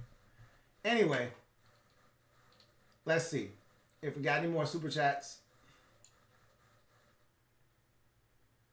All right. Going through the comments. See what we got. Appreciate appreciate the super chat. Ashley Savage. She's double up for Ashley Savage. She says, I need the double up dance. And to let you know, the Skin signed Cody Latimer. So thank you for the super chat, Ashley Savage, and thank you for the double up for the super chat, and thank you for letting me know the Redskins signed Cody Latimer. And now it makes sense why one of the viewers asked me about Cody Latimer earlier, because the Redskins signed him. Look, this guy was ultra talented coming out of Indiana, but he has been anything short of disappointing. He's been everything that a disappointing, talented player has been in this league. He is Josh Doctson 2.0, if you want to know what Cody Latimer is. Now, unlike Doctson, he plays special teams. He does offer you the ability to go down and field a punt, which you need guys that can do that too. So he does give you value there. He has talent. He can run. He's big. All right. But again, there's a reason he's been on 2-3 different NFL teams and hasn't done a damn thing, including in the division. And you guys didn't even know he was in our division. He was right in the backyard with the Giants. And you didn't even know it. You know why? Because he stinks. Okay? So, I'm not excited about Cody Latimer. But, as I mentioned with Marcus, the Marcus tight end, Marcus Ball, like I mentioned with Jordan, Richard Rodgers, all right? Like I mentioned with the ex-Buffalo Bill tight end and Detroit Lion tight end, you just throw them all in the mix and see what happens. You do the same thing with Cody Latimer. You know, you throw him in because Trey Quinn's not safe. All right? The only 3 receivers safe on this roster right now, and you know them, all right? I don't have to tell you, but I am going to tell you. But there are only 3 receivers that are safe on this roster as of right now. Terry McLaurin, Kelvin Harmon, Steven Sims Jr. Nobody else is safe at the receiver position. All right? Trey Quinn's not safe. Cam Sims isn't safe. And you name whatever other receivers we have on the roster. You already seen Paul Richardson won't safe. He's gone. All right? There's plenty of room for the receiver position to grow. I think they're going to draft a guy. So that leaves you really 1 wide receiver spot. And you're going to have about 5 or 6 guys. Not to mention the guys that we keep on the practice squad every year that play really well in the preseason that we keep around. What's the dude's name that can run a little bit? Every year that's around. It's a bunch of these guys. Throw them in a big pot. But Cody Latimer can run in a straight line. He does not have great agility and quickness and all of that good stuff. He can run really, really fast in a straight line. And he's big. But again, Cody Latimer hasn't developed in this league the way that people thought he was going to out of Indiana. All right. He has not lived up to I want to say he was a 2nd round pick of the Denver Broncos. He might have been a 3rd. No later than 3rd. He has not lived up to the billing thus far. And at this point of your career, generally, we know who you are. I feel like I know who Cody Latimer is at this point. So thank you for the super chat once again, Ashley Savage. All right. JP, my man JP John Perez, thank you for the super chat. Greatly appreciated. JP writes, would you mind bringing Jason Peters in and moving him to right tackle since all of these fans want Morgan Moses gone so bad, and also bring Donald Penn back? No, I would not be a fan of that. Again, I've stated this numerous times. I'll repeat it again. All right? I'm not a fan of creating holes when you don't need to. All right? Right tackle isn't a need. Let's not make it one. Okay? It's not a need. Why spend money that you don't have to spend when you're already invested in Morgan Moses? All right? And I don't understand for the life of me why so many of you want to run this man out of town. I know so many teams that would die to have Morgan Moses as their right tackle. You can do a lot worse than Morgan Moses in this league. I don't understand. Go around the league and look at some teams. The Chargers have been routinely putting their quarterbacks at risk with Sam Tevy at right tackle. We don't have a Sam Tevy problem. Morgan Moses is far from perfect. Yes, he gets a full start, a head start on every snap, on third downs. He jumps false start every time. He could be called for false start 20 times a game. All right? Yes, he gets the occasional holding penalty. Guess what? He plays every single week. And yes, he may come off the field twice a game, but he comes back. He fights through injury, and he plays. And he plays usually pretty well. Not great. He's never been to a Pro Bowl. He'll never go to a Pro Bowl. But he's good. Why on earth would you want to invest in a position that already has a guy entrenched as a starter? Oh, by the way, that you're paying good money to. Doesn't make any sense. It's not a hole. Don't create one. Put your shovel down, stop digging, and creating a hole that's not there. All right? Put the shovel down. Morgan Moses is fine. Stop trying to create a hole on this roster that we don't need. We've got enough of them. Okay? We just signed Cody Latimer at receiver. We have a hole at receiver. He's not a number 2, which is what we need. He's not a number 2 wide receiver in this league. We don't know what the hell is going to happen at tight end. Got a hole there, big one. Our cornerback position is as dire as any in the league right now. All right? That's a massive hole. Don't need another one at right tackle. We don't know what the hell is going to happen at left tackle. Why are you trying to create another hole along the offensive line? Why are you trying to spend more money along the offensive line that you don't need to spend? If you're going to invest, it should be at left tackle as a stopgap, whether you draft a young guy and he's not ready to go right away, or you go out and get a veteran and you attack left tackle in free agency or the draft again next year, but you go with the stopgap option this year in Jason Peters or Donald Penn. That's fine, but you don't need both of those guys. There's nothing wrong with Morgan Moses at right tackle. I wish you guys would stop. Honestly. Of all the Redskin players you pick on, this is the one that makes me the most upset. Because Morgan Moses, for all of the things he isn't, all right? Or, excuse me, for all of the things he is, what he isn't is terrible. And you guys make him out to be this horrendous tackle that can't do anything right. He's not Eric Flowers as a tackle in this league. But yet you guys, some of you, I'm not talking about all of you. And as I've always said, if I'm not talking to you, I'm not talking to you. But if I'm talking to you, then I'm talking to you. You know who I'm talking to. If you want Morgan Moses gone, shame on you.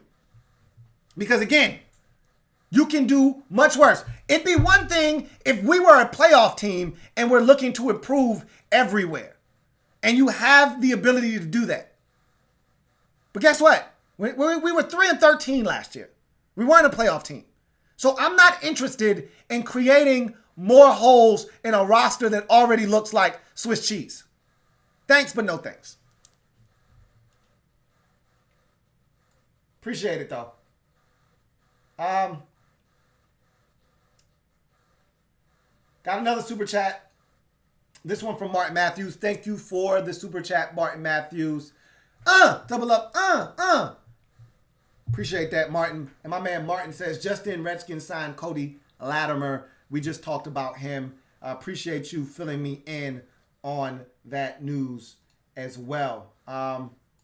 See if we got any more super chats. Got a couple more. Or I got one more, I should say. Next super chat from my man Dre True Statement. Appreciate the super chat, Dre True Statement. I haven't heard from you in quite some time, so it's good to hear from you, man. Thank you for the super chat. My man Dre writes, sorry, and look at that. He addresses it right off the bat. Sorry for the hiatus, Lou. Been chasing dreams and ish. Hey, and there's nothing wrong with that, bruh. Go and get those dreams, man. Ain't nothing like being a dream catcher. It's one thing to chase. It's nothing like being a dream catcher, though. Anyway, if for some crazy reason y'all trade out of number 2, who would you like to see y'all pick? If the Redskins traded back at, let's say the Redskins trade back to 5 with the Dolphins. Right now, that's the consensus. That if the Redskins were to trade back, it'd be with Miami because they have the most draft capital to offer the Redskins for number 2. First of all, I would be thoroughly upset, quite pissed, rather, if the Redskins were to trade out of 2. However, if they did, I'd have to suck it up, put my big boy drawers on, and deal with it. And at that point, you have to put the frustration aside, and with clear eyes and an open mind at that point, you've got to be able to assess what's left, and you've got to go accordingly. So in my mind, the next 2 picks would go as follows. You'd get Tua at 2. You'd get Chase Young at 3 to the Lions. Lions wouldn't be trading now. And then 4, you got the Giants, who I believe would either be making a decision between Mekhi Becton or Isaiah Simmons. If they don't take Simmons, that's who I would want the Redskins to take at number 5, Isaiah Simmons. Now, what I've heard is if the Redskins trade back, they wouldn't hesitate. They would take the Ohio State cornerback Jeffrey Okudah at number 5. I would go in a different direction, but that's just me. But seeing as how dire the Redskins cornerback situation has become with the trading of Quinton Dunbar, I wouldn't be upset at taking Jeffrey Okudah at this point. Beggars can't be choosers at this point. So you can't go wrong at 5, as I've mentioned. If you don't get Chase Young at 2 and you trade back to 5, you're going to have a bevy of options, all of them really good. The Redskins aren't going to F it up if they move back, pick up a bunch of picks. They're going to take a guy that we could use at just about anybody you take in the top 10 is going to be an elite prospect and one that the Redskins can use. If we took a left tackle, we took Mekhi Becton, Redskins could use that. If we took Isaiah Simmons, Redskins could use him anywhere on the field. If we took Jeffrey Okudah, Redskins could use that. We need a corner desperately. So Redskins really can't go wrong with whatever they decide to do. Hell, if the Redskins went outside the box and threw us a massive curveball that we all swung on and whiffed, and they took a receiver, well, we need one of those too. I wouldn't be a fan of taking one that high, but we need one of those as well. So I would want us to draft Isaiah Simmons, but if they took Okudah, I wouldn't be upset at that. I'd be more upset at the fact that we traded number 2 than whomever we took at number 5 if we traded back, to answer your question. But thank you for the super chat, Drake. All right. Let's see. Got another super chat.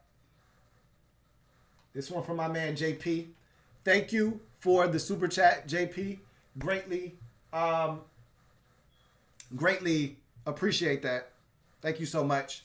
My man JP writes, just heard talk of a Trent trade to the Texans is floating around. a 4th and a 6 could be involved. Stay tuned, folks. Hashtag free Trent. No, I don't want the Texans 4th and the Texans 6th. The Texans, they don't have anything to offer me. All right, they don't have anything to offer us, I should say. Nothing. They've given away all their first-round picks for the next 20 years. I don't know if they have. They got some 2s. They got a 2 from Arizona. They still got their 2. I'd take one of those. I'd do one of those 2s. I'd love to take that Arizona 2 off their hands. I'd do that in a heartbeat. He's all yours. But a 4 and a 6, get out of my face. Especially the Texans. They're the back end of the 4th and the 6th round. Hell no. I don't want the 4th and the 6th. What am I going to do with that? You know? A 4th and a 6th is the equivalent of a 5th. Like, you just essentially got a dunny trade for a 7-time Pro Bowler. Are you serious? No way. Absolutely not. So, don't see that happening. And the Redskins have stuck steadfast to the notion that they're not giving Trent away. That would be giving Trent away. You want to talk about me being pissed off? Give him away for a 4th and a 6th round pick. That'll really piss me off. And I'm pretty sure it'll piss a lot of Redskins fans off. You know, it'd get a lot harder to say, in Ron we trust, if you give away Trent Williams for a 4th and a 6th. I'm not saying that I would turn against Ron Rivera at that point. But you'd start questioning Rivera like, bro, what the hell are you doing, man? Like, you hold all the cards. You got all the leverage here. I understand you want to build a culture and you don't want a guy that doesn't want to be here. This is the exception to the rule. We're talking about Trent Williams here. All right? We're not talking about some Joe Schmo on the roster. All right? We're talking about a future potential Hall of Famer. You don't, and still with good football left in him, at least 2, 3, possibly 4 or 5 good seasons left if he wants to get his Andrew Whitworth on. You don't just give this guy away. So, I'm not with the hashtag free Trent. To hell with free Trent. We want value. Hashtag we want value. That's what we want. Thank you for the super chat, JP. I got another super chat. This one from Avis Jordan once again. Double up. My man AJ blessing me with the super chat once again. Greatly appreciate you, AJ. And AJ writes, I'm tired of the mediocrity with the Skins. If you were the GM, what realistic changes would you make with the roster to make us a playoff contender for years to come? Honestly, I can't say that what Ron Rivera is doing isn't going to work. We haven't done it this way before. We've done it every other way but this way. All right. Now, you could argue that's what Bruce Allen was doing when he would go out and go on these very lavish clearance rack spending sprees. All right, that he would go on with the Deshaun Golstons of the world and the Kendall Reyeses of the world and the what was his name? Jaquan Johnson. What was his name? Jaron Johnsons of the world. All right. No. I don't think that is this. What I would do though, and again, if I were in the league, if I were a GM, I would be more plugged in. You know, there are some things that you don't know about some of these players that we all want the Redskins to go after. And again, we're the Redskins. That's something that you have to consider. Other players might not want to come here. Like Emmanuel Sanders, and this is how good of an organization the Saints are viewed as. And it doesn't hurt that they have a future first ballot Hall of Fame quarterback in Drew Brees at the helm. And it doesn't hurt that at the point of his career where he's at right now, Emmanuel Sanders is looking to win and the Saints are right there on the precipice of doing something great. But he said once he found out the Saints were interested, he didn't want to talk to any other teams. They were dead to him. He just wanted to negotiate with the Saints. We are not even remotely close to in that ballpark where a team says, the Redskins are interested? All right, stop fielding other calls. I just want to deal with them. We're the direct opposite. The Redskins are calling, hang up on their ass. Don't answer that. You got to understand that people aren't beating the door down to come here. We got to go out and sign guys that just want to play in the league. That's why you're seeing a lot of these deals. If we want guys to come here, we got to overpay. And as you can see, this regime, not really big on overspending. They were going to do it for one guy because they felt like he was a game changer. And that's Amari Cooper. Everybody else, all right, well, you're looking for another shot in the league, we'll give it to you. There's only 32 teams, so if we give you an opportunity, you're going to take it. But you're asking me what I would have done. Forget about all of the things that go on behind the scenes. Just off face value, just from the outside looking in. Me just taking this big view and macro approach to this entire situation. And you just gave me the keys to the car and you said, drive. I would have attacked free agency differently. I would have, I would have made a strong run at Austin Hooper to try and bolster the tight end position. He would have probably been one of the guys that I would have really went after. And again, what do you view this team as? Is this a 2-3 year rebuild? Are you trying to win right now? Which if Duane Haskins is your quarterback and the roster is as it is, there's no way you envision yourself as a winner next year. Okay? So in my mind, you want guys that fit the time frame. They got to fit the time frame in which you view this thing turning around. You don't want a guy on a 2-year deal, 3-year deal as an aging veteran that by the time you're ready to win, he's on the way out the door. You do want to set a culture, and winning along the way sets that culture, but you also want guys to grow and build with what you're building. So I would have went after Austin Hooper aggressively. I heard that the Redskins, once his money got north of $10 million, they were out. And so I would have went after him. And if it would have taken $12 million to get him, I would have spent that. If it would have taken $11.5 to get him, I would have spent that. All right. The Redskins spent more on the tight end position with Jordan Reed and Vernon Davis combined than they would have spent on a deal for Austin Hooper at $12 million. Vernon was $5 million last year, and Jordan was $8.5 million.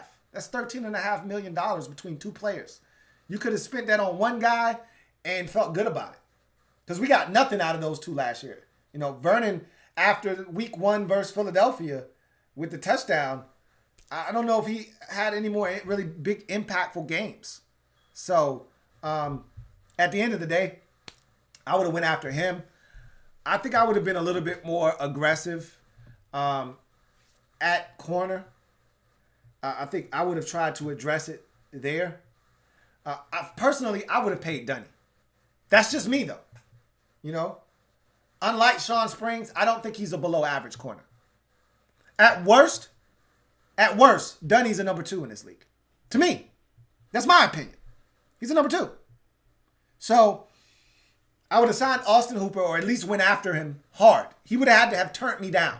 He would have had to not want to come here, and I would have offered him more than Cleveland did. And if he didn't want to come here, well, I did my part. I did what I could. I would have offered Austin Hooper.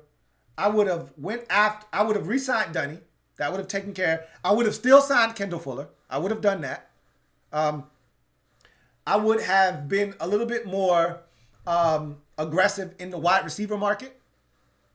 And I may not have come up with anything, I may not have come up with anything, but I would have went sniffing around a Robbie Anderson, to see, and maybe there's some off the field things that they're not comfortable with, because Robbie's got some issues off the field. And Robbie's a head case on the field too. So there may have been some things that they weren't fond of with Robbie, and I get that. I understand that. And that's why I said when you're plugged into the league, you're more privy to that information, and you can make a more sound decision as to who you should or shouldn't sign. We don't have all the information, so I can't say, but I might have been a little bit more aggressive at the receiver position. I may not have come away with anything. I might have went out there, dipped my toe in that wide receiver water a bit, and I might have pulled my foot out and said, nah, I'm good. I'll wait till the draft. But I would have looked around a little bit more. But, my biggest takeaways would have been, I would have done something with, obviously, Trent would have been traded already. Last year. I think the Redskins, I don't think they could have done anything differently with the Trent Williams situation. I honestly don't. I don't think Trent wants to be here. I don't think that you could have gotten anything really for him at this point that is worth trading him for. I don't think there's been malpractice by the Redskins with the Trent Williams situation since Ron Rivera was hired. I don't. Could he have talked to Trent sooner when he was hired? Sure. But I don't think they've done anything negligent like Bruce Allen did with the Trent Williams situation. So I don't think I would have handled that any differently, but I would have signed Dunny. I would have went after Austin Hooper. I would have been a little bit more active in the wide receiver market to see what's out there. And you know what? I was cool with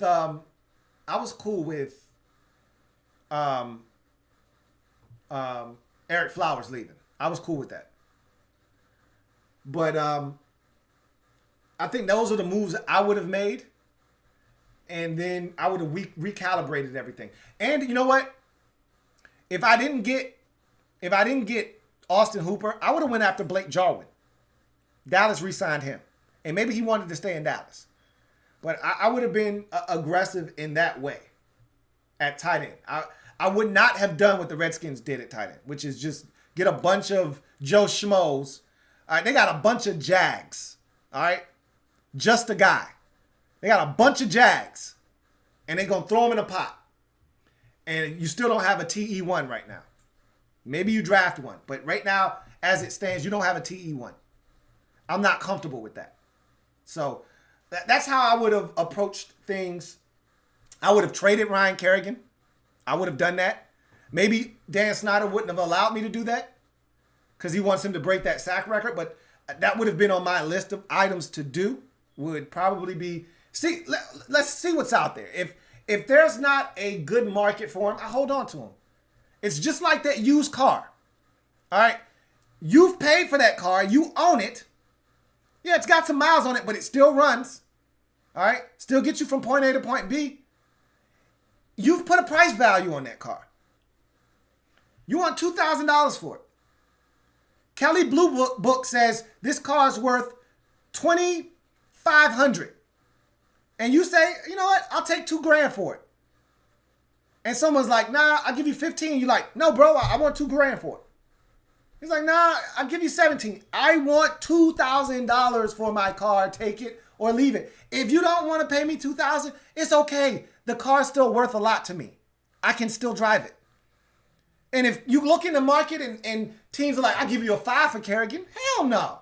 I'll hold on to him and let him get me 8.5 sacks this year. He's worth more to me than that 5th round pick. So I would have explored trading him though. Damn right I would have. So there's a couple of things I would have done differently, but at the end of the day, I don't think Ron Rivera has been negligent in what he has done. Yes, they have made a bunch of mediocre moves, but we don't know what this amounts to. We could look back 6 months from now and be saying to ourselves, man, we got off to a 5-2 start this season, and these moves that he made, they're paying off. Man, Cornelius Lucas is playing the hell out of some left tackle right now. That damn J.D. McKissick, man, he's a spark plug out of the backfield and catching the hell out of the football. Creating some mismatches out there. Damn, man, those tight ends you were shitting on in the offseason, man, they doing some work out here, man. And we can look up, and all of these moves are paying dividends. I don't think that's going to happen, but it could. So, thank you for the super chat, AJ. I greatly appreciate that. Anyway. Hey, got any grapes? That's a good one, man. Anyhow, CGM87 says, thoughts on Latimer? Are we signing too many names? CG87, thank you for the super chat. Greatly appreciated. Thank you, CGM87. And he writes, thoughts on Latimer? Are we signing too many no names? At this point, I've already told you what Ron's plan is. Ron's plan. I already told you what it is. So you should be looking for the type of signing that we just made in Cody Latimer. You should be looking for that. You shouldn't be looking for the big names. And really, there aren't many of those left. You know, most of those guys have found homes already. We're now in the second week of free agency. And usually that means all of the big names are gone. And now you're looking to add and acquire depth. Well, it just turns out the Redskins were doing that from the jump. They got a head start on acquiring depth on everybody else. That's it. Instead of, going after big fish, which they did. Again, they went after Amari Cooper. They were in on Austin Hooper. They just checked out when it got too high for them. Got a little too rich for their blood. All right. But, and they spent on Kendall Fuller. But while everybody else was big item shopping, they were all in the front of the store. We were like, do you see that clearance rack back there? Hey, man, I'll be right back. And we took a trip all the way to the back of the store. And we started perusing that clearance rack. And we started looking and, what? And we just started throwing items in the cart. And we got busy, man. We filled the cart up. All right. Now, it's a lot of teams that made one purchase that equaled all of our purchases. We got like 9, 10 purchases in the cart. They got one purchase. It's cool, man. What do you prefer? So we'll see what happens. No, I don't think we're signing too many no names. I want to see what it turns out. Now, if this ends up being what we all think it's going to be, which turns out to be a dud, all right, then we'll come back and say, yeah, we can't do that again. And I don't think he will. I told you what Ron's plan is. Ron's plan. I already told you what it is. All right. I think he is trying to weed out all the guys that don't belong. And by bringing in all these guys that are hungry for a roster spot, you're creating an environment, you're fostering an environment that is keen on competition. And he's going to find out which guys have it, which guys don't, which guys belong, which guys don't. And I think he'll move forward after that. So, thank you for the super chat, CGM87. All right, let's see if we have any more super chats. All right, yep, we got one more super chat here. Farrah Cody, thank you for the super chat. Double up, for Farrah Cody. Greatly appreciate the super chat. Farrah writes, Redskins are calling. Hang up. Big facts. I wish. Appreciate the super chat, Farrah Cody. All right. So, I think we've gotten through all of the super chats to this point. And let's see.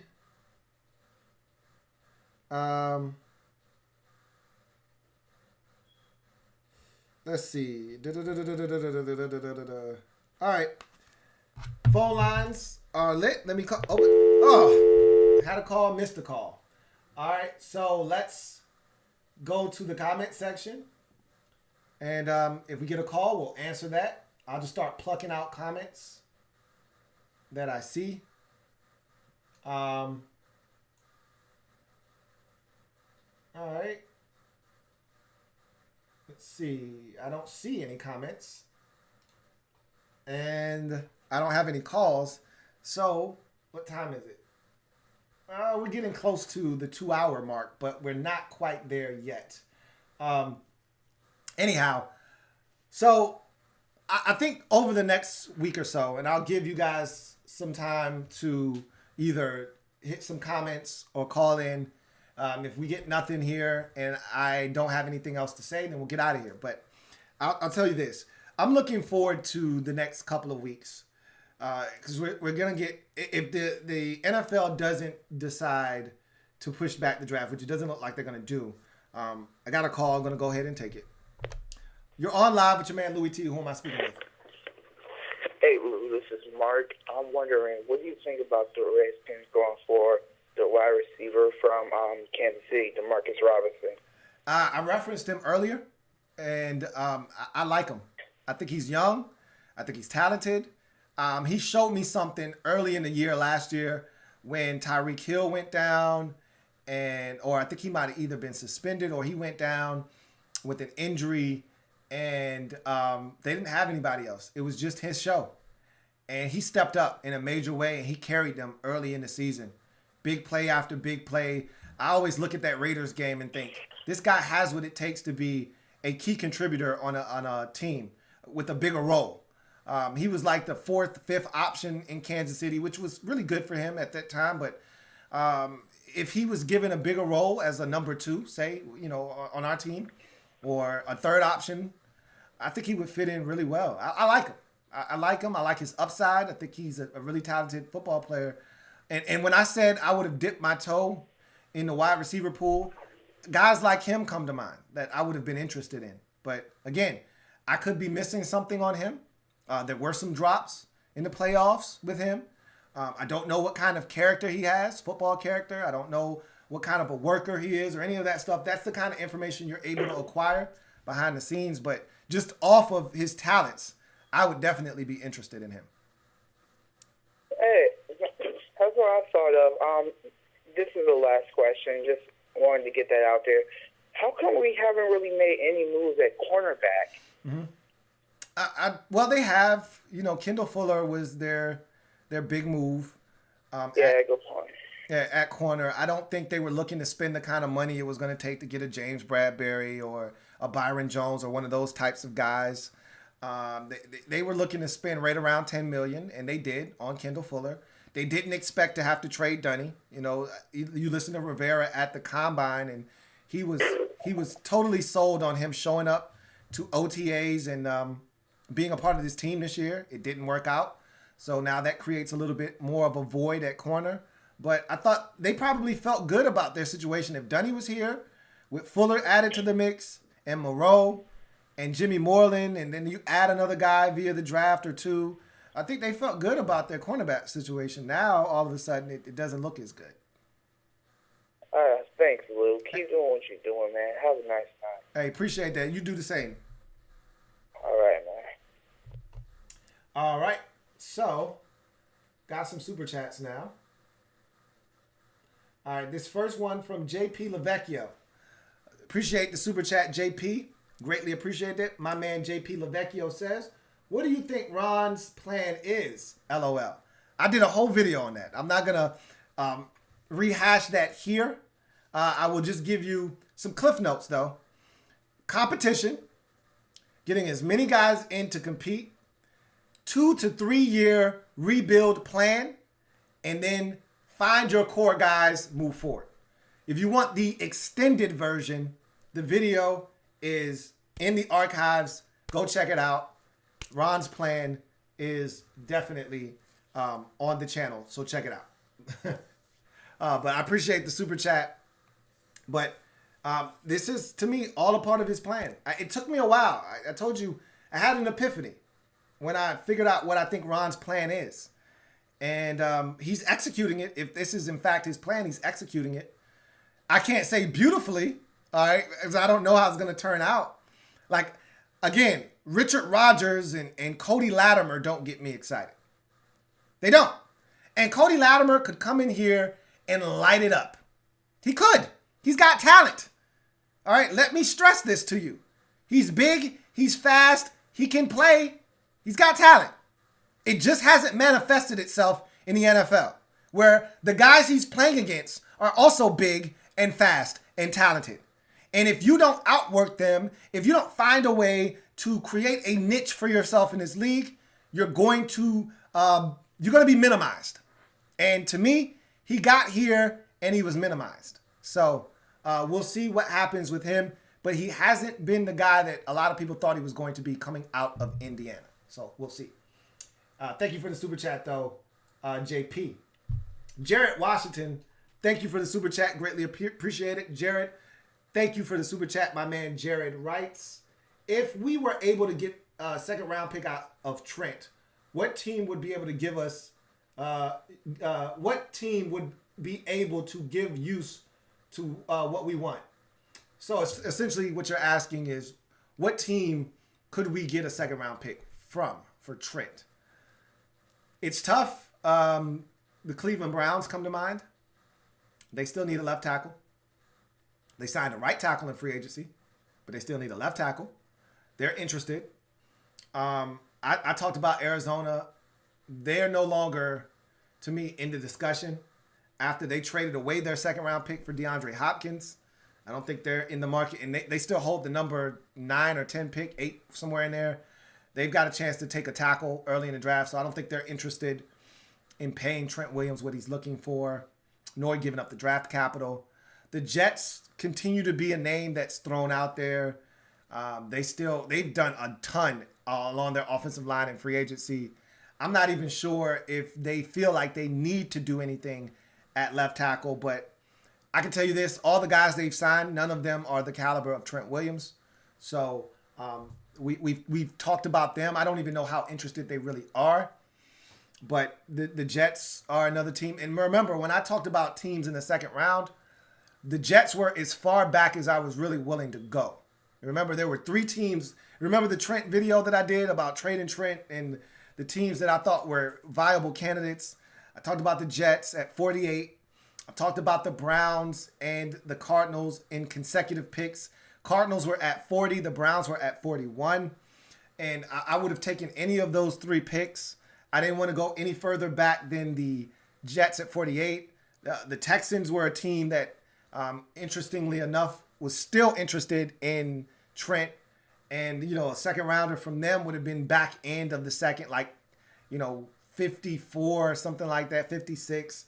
Really wasn't that interested in that pick. But beggars can't be choosers. If the Texans approached us with either one of their seconds at this point, I'd probably take it. I prefer the second they got from the Cardinals at 40.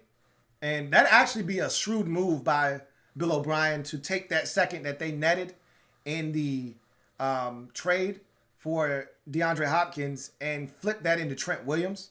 Now, you still have to pay Trent a lot of money. And you should have got more out of that trade than what you did. But if you tell me I got Trent Williams and David Johnson and a couple other picks, I think they swapped fourths, so that really doesn't count. But whatever. You tell me I got Trent Williams and David Johnson, and they both perform at a high level for me for DeAndre Hopkins, I'd say you made out pretty well. So it'd be interesting to see if they decide to go that route. I doubt it. I doubt it. But I don't see many teams right now. I think when we ultimately trade Trent, it'll be a team we're not thinking about, like the Chargers. Remember, everybody, the Chargers, if they get Brady. Well, they didn't get Brady. They still need a left tackle. That hasn't changed. They still need a left tackle.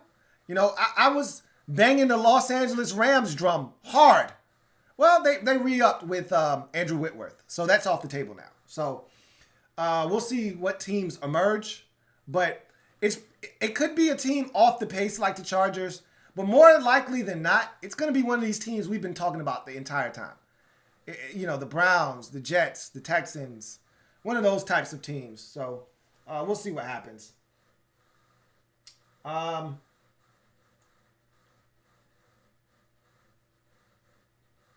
Got another super chat from Trevor Patch. Double up. Thank you for the super chat, Trevor. Greatly appreciate it. Trevor writes, support. # Louis T Network 2020 offseason greater than the XFL. Appreciate that, man. Thank you so much for the support and the super chat. Greatly appreciate both endeavors, Trevor. So, let's see. Got another super chat. This one from Vincent Matthews.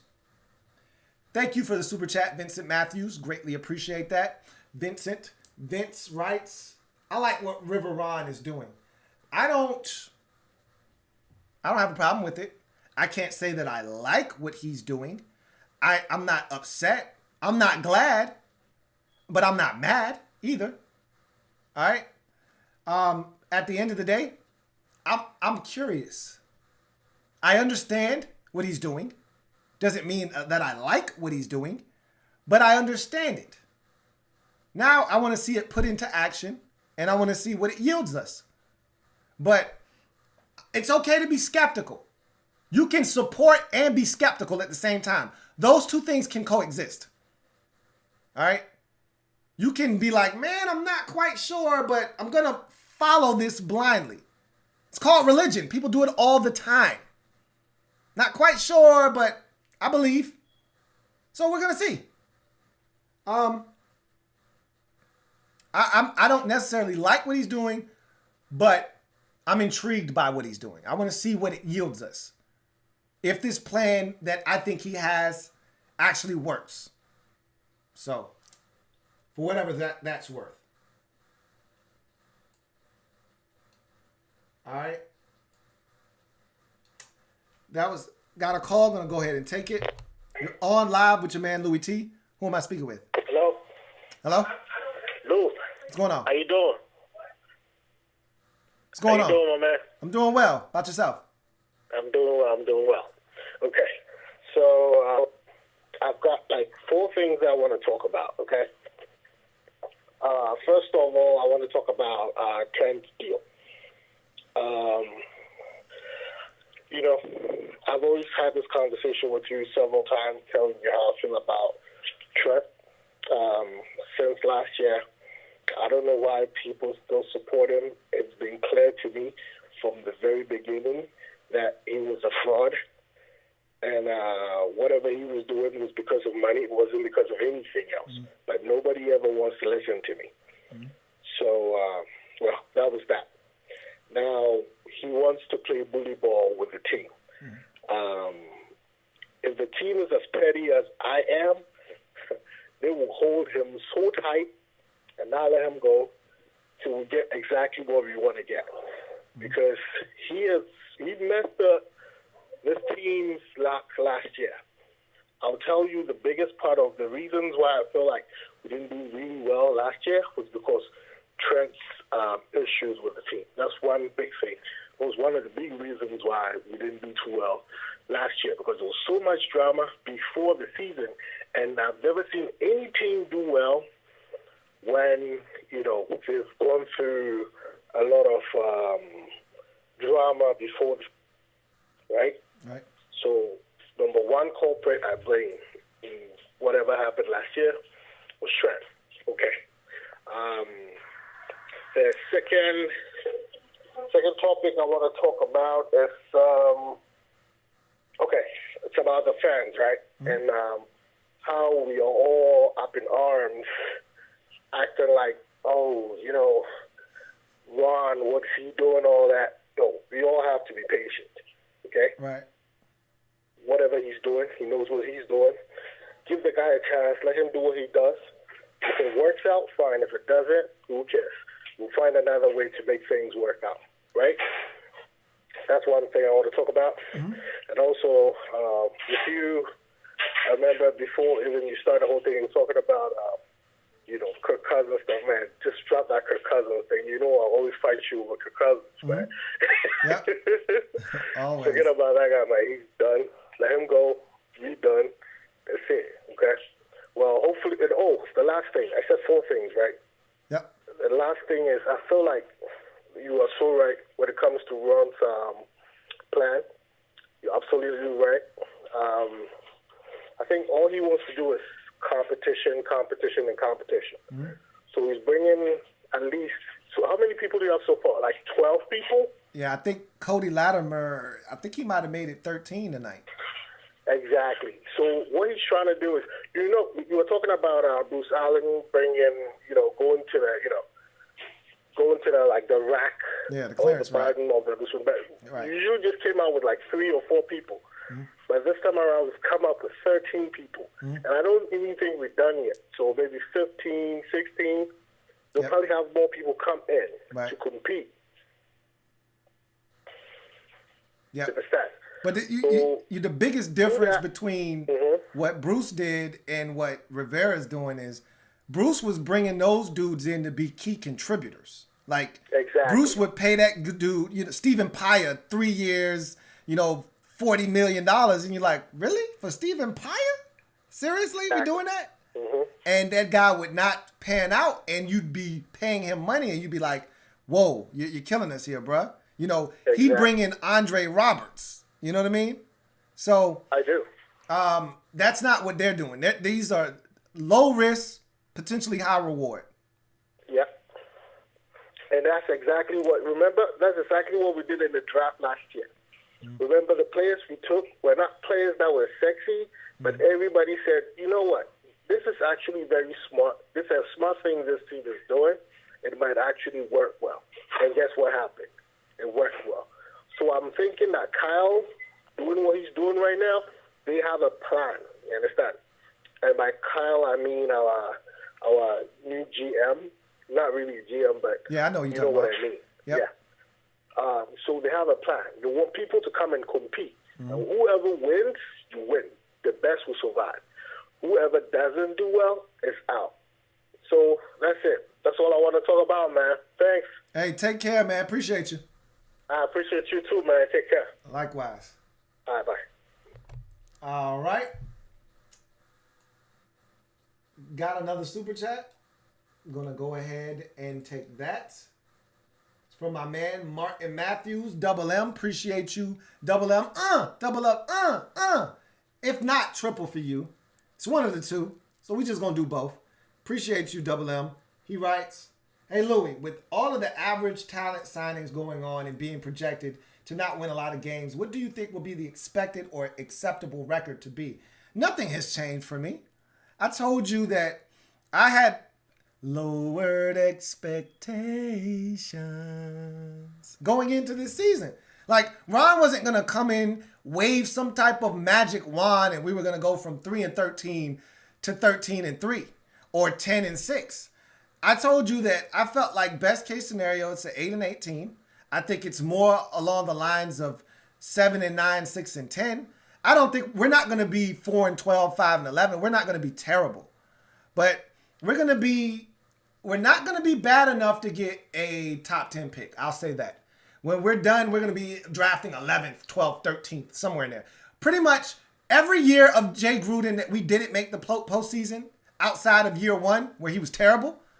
Every year other than that where we were 7-8-1, 7-9, somewhere in there, and we drafted, 15th, 17th, somewhere in there. That's what we're going to have, kind of season we're going to have with Ron Rivera next year. So we go back to being the Redskins of old, which is we compete like hell. We're going to win some games. We're going to lose some games that we had a chance to win.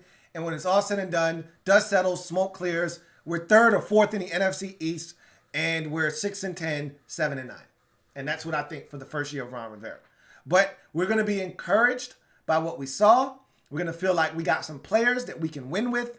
And I think Ron's plan may go off without a hitch. He'll figure out who are core Redskins, who are not. And then he'll have a foundation from which to build. They'll start to re-sign some of these guys that they really feel good about after having them in the building and seeing them up close and personal every single day, seeing their work ethic, seeing what they bring to the table. And then they'll go from there. And I think next year you'll see less of these Cornelius Lucas, J.D. McKissick, Sean Davis type signings. And you'll see more of the guys that supplement your roster and less of the guys coming in to just compete and push guys. So, and you'll still see some of these guys like Sean Davis. He's not a guy that they're bringing in just as a 1-year stopgap rental. They hope he proves to them that he has the ability to be a starting free safety in his league and that they found their free safety of the future. He's young. So they're hoping that he's the guy. But it could turn out that he's not. So we'll see what happens. But my expectations haven't changed. This hasn't changed. I didn't expect them to go out wow us in free agency. I told you a while back, Ron isn't a big spender. Hasn't been, and usually at this point in the game, dog, a dog isn't looking to all of a sudden paint on stripes. All right? He's not looking to change his ways. So I wasn't anticipating him going out and spending a bunch of money. They rolled the dice on Amari. They came up snake eyes, and you just move on from there. So I've got 6-10, 7-9 as my record for the Redskins, and that's without even seeing the schedule.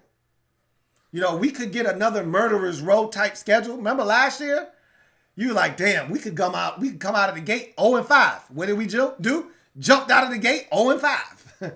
So you still got to see the schedule too. And being that this is a unique offseason potentially, it could change things. It could help the Redskins. It could hurt the Redskins. We'll see. Anyway, all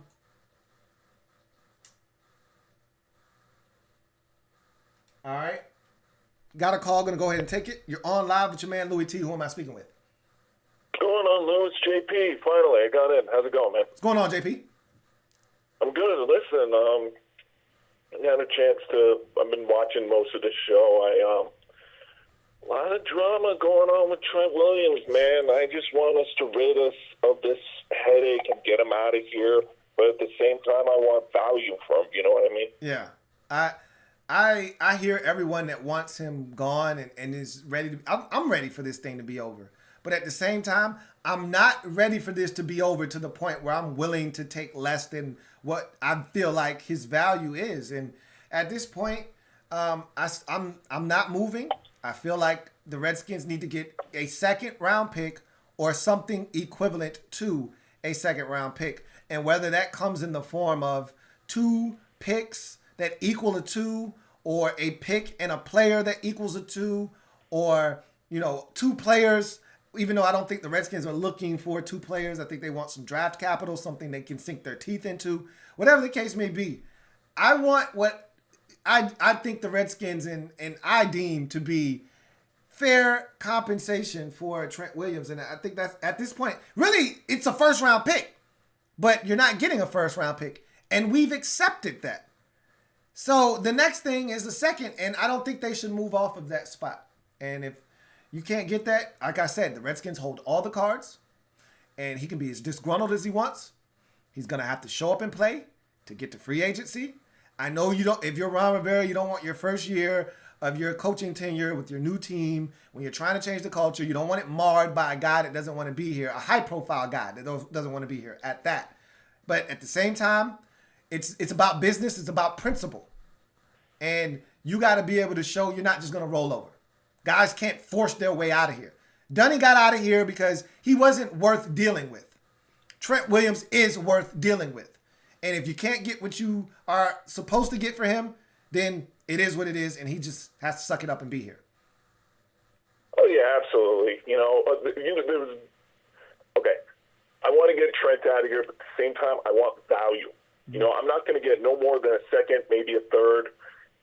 If the team comes out of nowhere and does some dumb shit like give up a first, I wouldn't be mad at that either. But at the same time, we're not getting a first for Trent. It would be nice.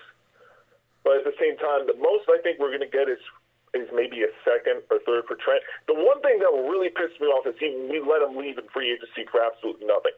I've been mad about a lot of things these past couple of years with this organization. You want to see me pissed off, let Trent leave for absolutely nothing and get nothing in return, except for a compensatory pick. That would really, really make me mad. In terms of potential suitors for Trent, I got to think maybe, like you said, the Chargers could be in the mix. I know the Browns have been in talks numerous times, but at the same time, they want. JT Finley reported that they want the asking price lowered. I don't know who to believe. What's more likely to happen? Either Trent lowers his contract demands, or the Redskins lower their trade demands. To me, I think Trent Williams lowers his contract demands. That's just my guess. Yeah, I mean, honestly, he doesn't have a choice. If he wants out of Washington as bad as he and his agent make it seem like they do, then you've got to compromise. The Redskins aren't budging, and they shouldn't have to at this point. It's not their fault that you decided to sit out last year, and now you want to recoup the money that you didn't make last year. It's not our problem, bruh. All right? I understand you are a man of principle, and you did what you did last year off of principle. If that was in fact the case, good for you. But what you can't try to make us do now is pay for what you did last year. You did that. That was your decision. All right? You decided not to collect. Not our problem, bruh. And so you can try to make it our problem, but we're not going to allow your asking price to affect our asking price. Our price isn't changing. Yours can. Ours isn't. All right? So it's up to him. If he wants out bad enough, he'll lower his contract demands, and that will make that fit the asking price of the Redskins. But it shouldn't be the other way around. Absolutely. Yep. Yeah, most definitely. I think I talked earlier at the top of the show about about potentially bringing in Jason Peters. Mm-hmm. I'm not one of those people that wants Morgan Moses gone. When I said the thing that maybe move Peters to right tackle and put Donald Penn at the left tackle. Mm-hmm. It's not because I'm just saying like maybe a scenario. I don't want Morgan Moses gone. That's the one thing I don't want. Right. If we can't bring Penn back, I want Jason Peters. Yeah, I think that's going to be the backup plan for the Redskins if this Trent Williams situation isn't resolved. Then I think Trent is your left tackle. But if it is resolved, then I think that's the backup plan. Is either you go in the draft, and you find a guy, but I don't know if that guy's ready to start right away, or you go and you get you a veteran. A veteran that'll get you through. Hopefully groom up the young fella, similar to what the Eagles did. I mean, obviously it's not going to be as high a draft pick. They drafted a first-round pick in Andre Dillard last year and allowed him to sit behind Jason Peters. But similar to the way Peters probably mentored him, and now he's ready to start, I wouldn't mind doing that again. Having Jason Peters mentor a young guy, draft a guy in the 3rd, 4th round, have him learn under Jason Peters, and hopefully have him be ready to go next year. So, yeah, that would certainly sound like a good idea. Another plan. I know you're probably going to disagree with me on this. There was talks I reported earlier that the Texans might have some interest in Trent. Mm-hmm. Unless they're giving me Laramie Tunsil, I'm not sure if I would take that deal, to be honest. I don't love Laramie Tunsil, to be honest. I don't want Laramie Tunsil either because you got to pay him. He wants Trent Williams money. I mean, that's the reason the Texans haven't re-upped with him. He wants $20 million a year. Texans are like, hell no, we ain't giving you $20 million a year. So you're trading a headache for possibly another headache. A younger one, but a younger one that has been more healthy, but it's still, I mean, I don't think Laramie Tunsil is worth $20 million a year. I mean, he may ultimately get that eventually. I mean, the tackle market is booming, but yeah, because there's not enough left tackles to go around. Exactly. Right, it's booming. So he may ultimately get that next year. I think he's got one more year left on his deal, but I don't want to trade for a guy that I know I'm going to have to pay big money to. That's what the draft is for. You draft these guys, you try to get cheap labor, and if they prove to you that they are a core guy moving forward, you pay him. And Laramie Tunsil hasn't cut his teeth with us. That's been part of the problem with the Redskins over the years, is that they've been more willing to pay guys outside of their organization than in their organization. How would Brandon Sheriff feel if you went out, traded for Laramie Tunsil and gave him a massive deal, and he's sitting here on a franchise contract and he hasn't gotten his deal yet? Oh, if I was Sheriff, I would be pissed off.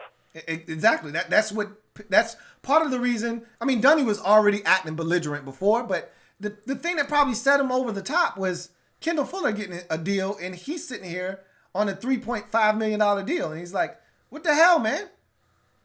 Yeah, as soon as we got Fuller, I knew Dunbar. That was it for Dunbar. I knew it. Yeah. Anyway, I want to talk a little bit about the draft, and then I'll let you get back to your show. Listen, man, I've said this numerous times, okay?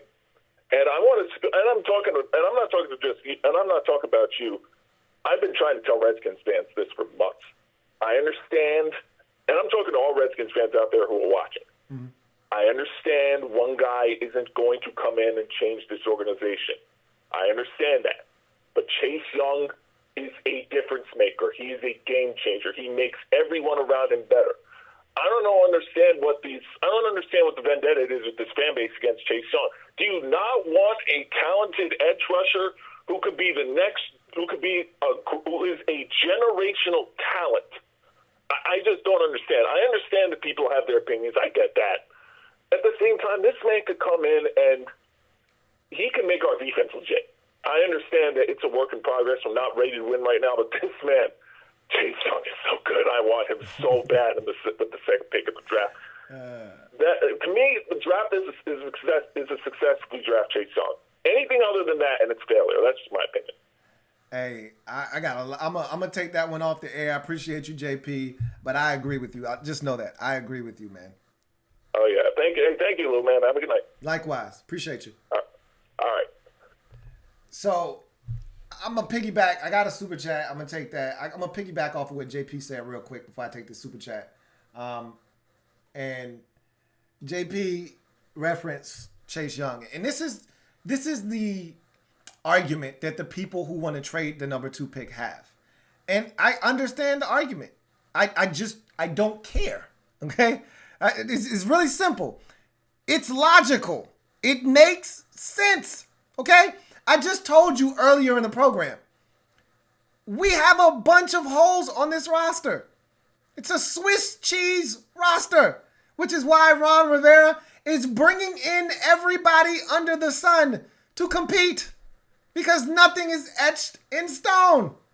You remember, he told us how much he liked this roster, and he probably does. But he also understands that it was a 3-13 roster. So there is a lot of work to be done.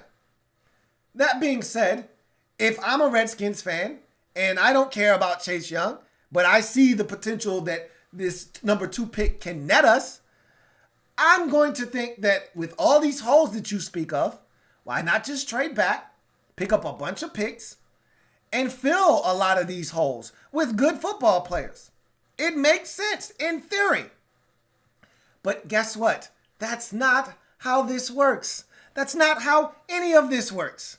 All right? The Cleveland Browns once upon a time thought, you know what we'll do? We'll trade back. We'll allow the Atlanta Falcons to come up and take Julio Jones and get a bunch of picks, and we'll build this team the right way. You know what they did with those picks? Shit. Nothing. They went 0-16 with those picks. That's what they did. All right? So you can trade back. In theory, it sounds great. But you know what? How about you do the thing that makes the most sense? And what makes the most sense in this league, this is not the NBA. In this league, in the NBA, it makes even more sense to do what the Redskins are about to do. You take the generational talent and you firmly plant him on your roster, and you allow him to create havoc. That's what you do.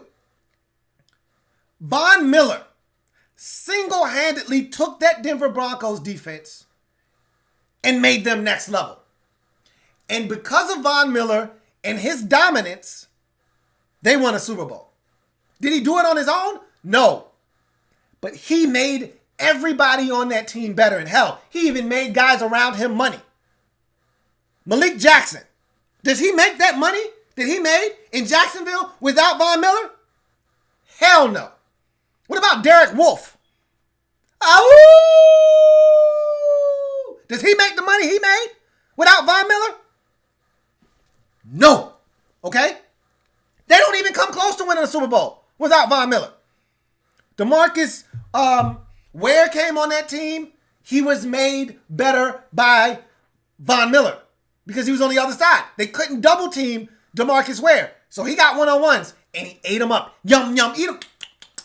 Yum, yum, eat them up. Yum, yum, eat them up. You bring in a Chase Young, it changes everything. You might be able to win a game 15-10, 5 field goals. Because Chase Young is wreaking havoc, or the thought of Chase Young wreaking havoc has you double teaming, and instead of Zach Ertz being able to go out in the pass route on 3rd and 8, so Carson Wentz can find him for a 10-yard gain and move the sticks, he's got to stay in and block, or he's got to chip, and he doesn't get into his route fast enough, and that allows Montez Sweat on the other side, one-on-one, to beat his man and get to the quarterback. That's the difference it makes when you have a difference maker versus not having one. Some fans aren't going to understand that. I advocate to you Redskins fans that believe the Redskins should take Chase Young to stop trying to sell that to people who think they should trade, because in their mind, just like our mind is already made up that Chase Young's the guy, in their mind, trading back is the right answer. It may be the only answer to them. So it's like how talking to me about trading out of number 2 is like talking to a brick wall. You trying to convince them otherwise is wasting your breath. So don't. Anyway, got a super chat from Bro. Appreciate the super chat, Bro. What's good, bro? And Bro writes, good channel. Keep up the good work. Appreciate you, bro. Seriously, bro. I do. All right. And on that note, let's see if we got any more super chats. We do not have any more super chats. I do have a call, so I will take this one. You're on live with your man, Louis T. Who am I speaking with? This is Calvin. Hey, how you doing, Louis? What's going on, Calvin? Nothing much. I was calling because you had some conversations about Trent, and I was thinking, his agent didn't do him any favors last season. Even though Bruce was being petty, his agent should have instructed him to show up. And he could, if he's having issues with his head or whatever. Right. They're going to have to put him on injured reserve so he would still get paid. Right.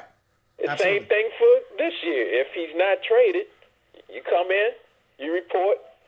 If you really don't want to be here, then you get a phantom injury. You go on injury. Yeah, I mean that could definitely happen. I mean, you can't tell a guy he's not hurt. Now, Redskins in their defense, they could have their medical, because the only thing he could say he has that the Redskins couldn't dispute is a concussion. True. That's the only thing. You can't say, oh, my knee hurts, because they could, do an MRI and they say, look, there's nothing wrong with your knee, man. Everything's intact structurally. We don't see any damage. Dude, you can play. And so they could still go after their money. But if you say, hey, I got a concussion and I don't feel comfortable, and he keeps failing, because really the baseline tests are just you answering a series of questions, and if you don't answer them the right way, then you don't get out of the protocol. So yeah, very familiar with those. Right. My son played college ball, so very familiar. So look, you're right. You're spot on, 100% spot on. Trent probably should have gotten some money last year. His agent didn't do him. He did him a disservice last year. Yeah, because he wouldn't be trying to make up the money, trying to get a new deal this year if he had gotten paid last year. I think Trent just wanted out. Yeah. I don't blame him for wanting out last year, considering what happened and who was here and the whole thing. So I don't blame him for that. Mm-hmm. I don't have an issue with him wanting out based on Bruce and the medical staff and all that stuff. I don't have a problem with that. Yeah. Now with the Skins bringing in Kyle Allen, I know Ron Rivera says he wants competition and stuff like that, and it's pretty it's almost a foregone conclusion that Duane would beat him out if everything is fair. Right. But do you believe that if with everything that's going on with people not being able to travel, not being able to come to the facility, stuff like that, if this stretches on, longer into the off season, you know, and after the draft and stuff like that, Right. and Duane is not able to get into the playbook, then Kyle Allen would have some sort of advantage. Would you think? Yeah, I mean, so first of all, Duane can get his hands on the playbook. It's not a matter of him getting, you know, to the playbook, and it's a matter of him being able to every day go out and practice and commit that to memory on the field and actually execute it. Right. So I think Duane probably has had the playbook, you know, already. You know what I mean? Yeah. And he's had a chance to get familiar with, you know, what it entails verbiage-wise. But it's one thing to commit that to memory. It's another thing to actually go out on the field and execute. Right. And so getting guys to line up correctly, seeing what the defense is doing and knowing what the checks need to be or what play you should get the team into or where you should look to go against this defense and seeing it and getting the reps with guys. I think that's more along the lines of where not having OTAs and not being able to get in the huddle and actually verbalize the play, you know, in a timely manner, get out of the huddle, get to the line of scrimmage so that you can set your protection and all of that stuff. That's what you miss by not having OTAs. But to your point, and I spoke to this already, one of the reasons it made a lot of sense to bring Kyle Allen in is because of what you just mentioned, the fact that this is an unusual offseason, one that because of the uniqueness of it and maybe the condensed nature of it, you won't have the OTAs are dead. I've already said that. Yeah. Now you're looking at minicamp. Will there be any minicamp? I contend that there won't be. I think you won't have a chance to have your team actually come together as a group until training camp. Right. And if that's the case, training camp will be enough time for Duane to get his feet under him, get some snaps, get into the preseason, and, you know, kind of get comfortable with what Scott Turner wants to do. If there is an abbreviated training camp, now all of a sudden you could see a situation where Kyle Allen does have an advantage over Duane Haskins. So, and I said, and my example was you get to training camp late. It's abbreviated. It's only a week. You get 2 preseason games, and Duane is struggling. He can't get in and out of the huddle correctly, fast enough. He's just struggling with the verbiage. Doesn't know where guys are supposed. We saw Duane when he was flummoxed last year. Right. Yeah. We know what that looks like. Yeah. If he comes in and I don't think that's going to happen. I said that. I don't think that's going to take place. But in the event that something like that did occur, you got a guy like Kyle Allen that knows the system, knows what he has to do, and could step in right away. And if Duane needed an additional 2 weeks to get prepared, you got Kyle Allen. I don't think that's going to happen, but I think that's something that the Redskins did consider when they traded for Kyle Allen. Right. Well, I know earlier today I saw a tweet from Darius Geis where he was telling a fan that they're not allowed to they're not allowed to have playbooks until OTAs. And they haven't had OTAs, so they don't have playbooks right now. Right. And normally this early, because the CBA usually mandates that you can't have contact with players, and you know you can be at the facility, but you can't be working on football-related activities until OTAs. Generally, they don't get the playbook until OTAs because, again, the CBA forbids them from doing any football activities at the facility or even having football conversations. So he probably doesn't have the playbook, but then again, he could have the playbook. If no one says anything, they won't know. You know what I mean? Like, he probably doesn't have the playbook, though, if I had to guess. But now, speaking of what you bringing up the CBA, how is it that the players agreed to a 10-year deal with the changes that were in there with the the extra game, and but also the retired players losing 50% of the money that they were getting. Like how did they agree to that? Well, that was the problem with a lot of the people that voted. That's why they voted against it. Like, there were a lot of things in there that they remember how close the vote was. Yeah, it was like 50 guys, and 500 didn't vote. Right. So, I think the difference was like 60 votes. Yeah. And it was, like you said, like 500 players didn't vote. But here's the thing. You got a bunch of dudes who can't see past the next 3 years. Right. You know what I mean? They're not thinking. Most of these guys won't even be in the league when this CBA expires.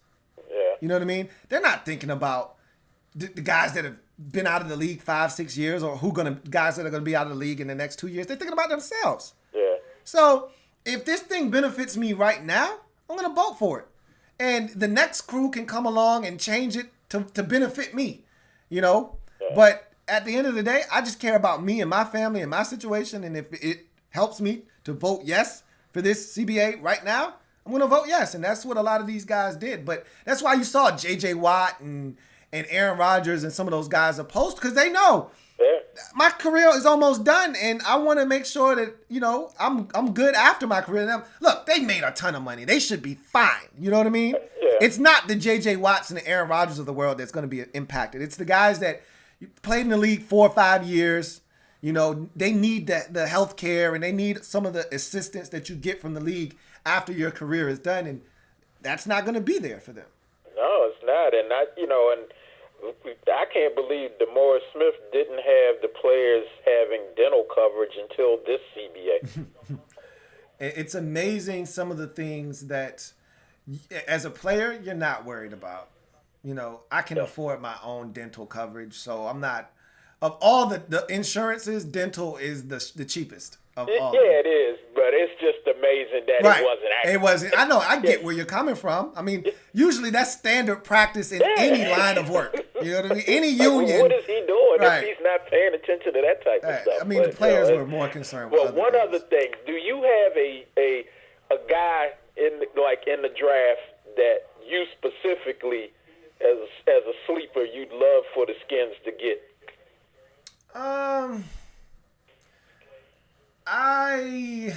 don't know if I have any necessary sleepers, guys that I'm like, oh man, this guy in the 5th round would be great. I haven't gotten as deep into it as I would have liked to at this point because of all the things that have transpired, whether it be football related or just, with the craziness going on in the world. I haven't been as entrenched in the draft as I normally would this time in the process, but there's some players, especially at the receiver position, that I feel like if you don't get a guy in the 1st or the 2nd round, there's going to be some players that are going to be available for you in this draft that you can take. I've been impressed with a lot of the guys that I've watched on tape, and I think there'll be some other positions that I'll eventually get around to, and I'll probably find a player. Ask me that same question 3 weeks from now, and I'll probably be able to give you a definitive answer. Will do. I haven't spoken to you in a couple of weeks, but trying to keep away from the Rona. So Hey, I am not mad at you at that, and hopefully you've done it successfully and continue to do so. Hey, I better. I got multiple sclerosis, so I got a weakened immune system. Yeah, I man. can't be around. Nah, buddy. Hey, you cannot have a date with Rona, man. Yeah, I got that and asthma, so no, it's not. That won't end well at all, all, man. So you stay safe, Cal. All right, you do the same, man. Take care. Take care. All right. Got a super chat. Or 2. I think I got a couple, not 3 super chats. Let me knock these down real quick. First one from my man Protect Sports. First and foremost, love the new logo, man. Happy to see the growth. And to me, when you get the logo, that's a great step in the right direction. It shows you're taking it serious. You're willing to invest, whether it's time or money, whatever the case may be. And I'm happy to see the growth of your channel, man. Continue doing what you're doing, man. And lastly, thank you for the super chat. Greatly appreciated, my man Tones over at Protect Sports. If you haven't subbed him up, go ahead and do that ASAP. But another Redskins fan, man, as well. He says, LTN the GOAT. Love the channel for over 5 years, bro. Thank you so much for the support, Tones. And Protect Sports, y'all. Check it out. Appreciate you, Tones. Greatly appreciate you, bro. Got another super chat from my man JP. Double up. Matter of fact, that's 3 for you. I'm tripping. You done trade up tonight. So appreciate you, JP, and you blessed us with a call tonight. My man JP writes, do you think we'll see open competition at left tackle come to training camp if Penn or Peters aren't signed? Yeah, you will. I think at that point, and remember, we didn't sign Donald Penn until training camp last year. So it's not out of the realm of possibility that you get to training camp and you haven't done anything there. And then you get there, and remember, they weren't going to sign Donald Penn initially. And then because the Trent situation, they thought they were going to resolve that. But then you remember they went out and got Corey Robinson. Remember that? And they were like, oh, don't worry. We don't need Trent. We'll stick Jerron Christian or Corey Robinson over there, and we'll have a little competition and see who is able to rise above the rest. And Jerron Christian got injured or started camp injured, whatever the case may be. And Corey Robinson was funky, and they said, all right, we got to do something. Then remember they tried Eric Flowers at left tackle, and they was like, oh, yeah, that's why we signed you as a guard. And so they went out and got Donald Penn. So you can have another situation where the Redskins have Cornelius Lucas, Jerron Christian, and a rookie that they draft, and an undrafted rookie, all vying for that spot. And a weekend in training camp, they look around at the offensive line coach, and he's like, I don't got nothing for you. And Ron's like, can any of these dudes start? And the O-line coach is like, hey, look, man, no. And then you might have to call up a Eric Flowers or a Donald Penn or Jason Peters. I think Peters will be gone by then. I think Donald Penn will not be. And I think Donald Penn will be a guy that if the Redskins need him, he'll be there on speed dial. So we'll see what happens. But I do think there's a chance that if Trent's traded, there could be an open competition at left tackle for sure.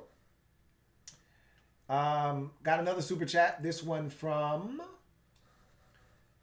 Meest703. And Meest writes, first and foremost, thank you for the super chat, Meest703. Greatly appreciated. Meest writes, when is Alex getting cut? Won't be this year.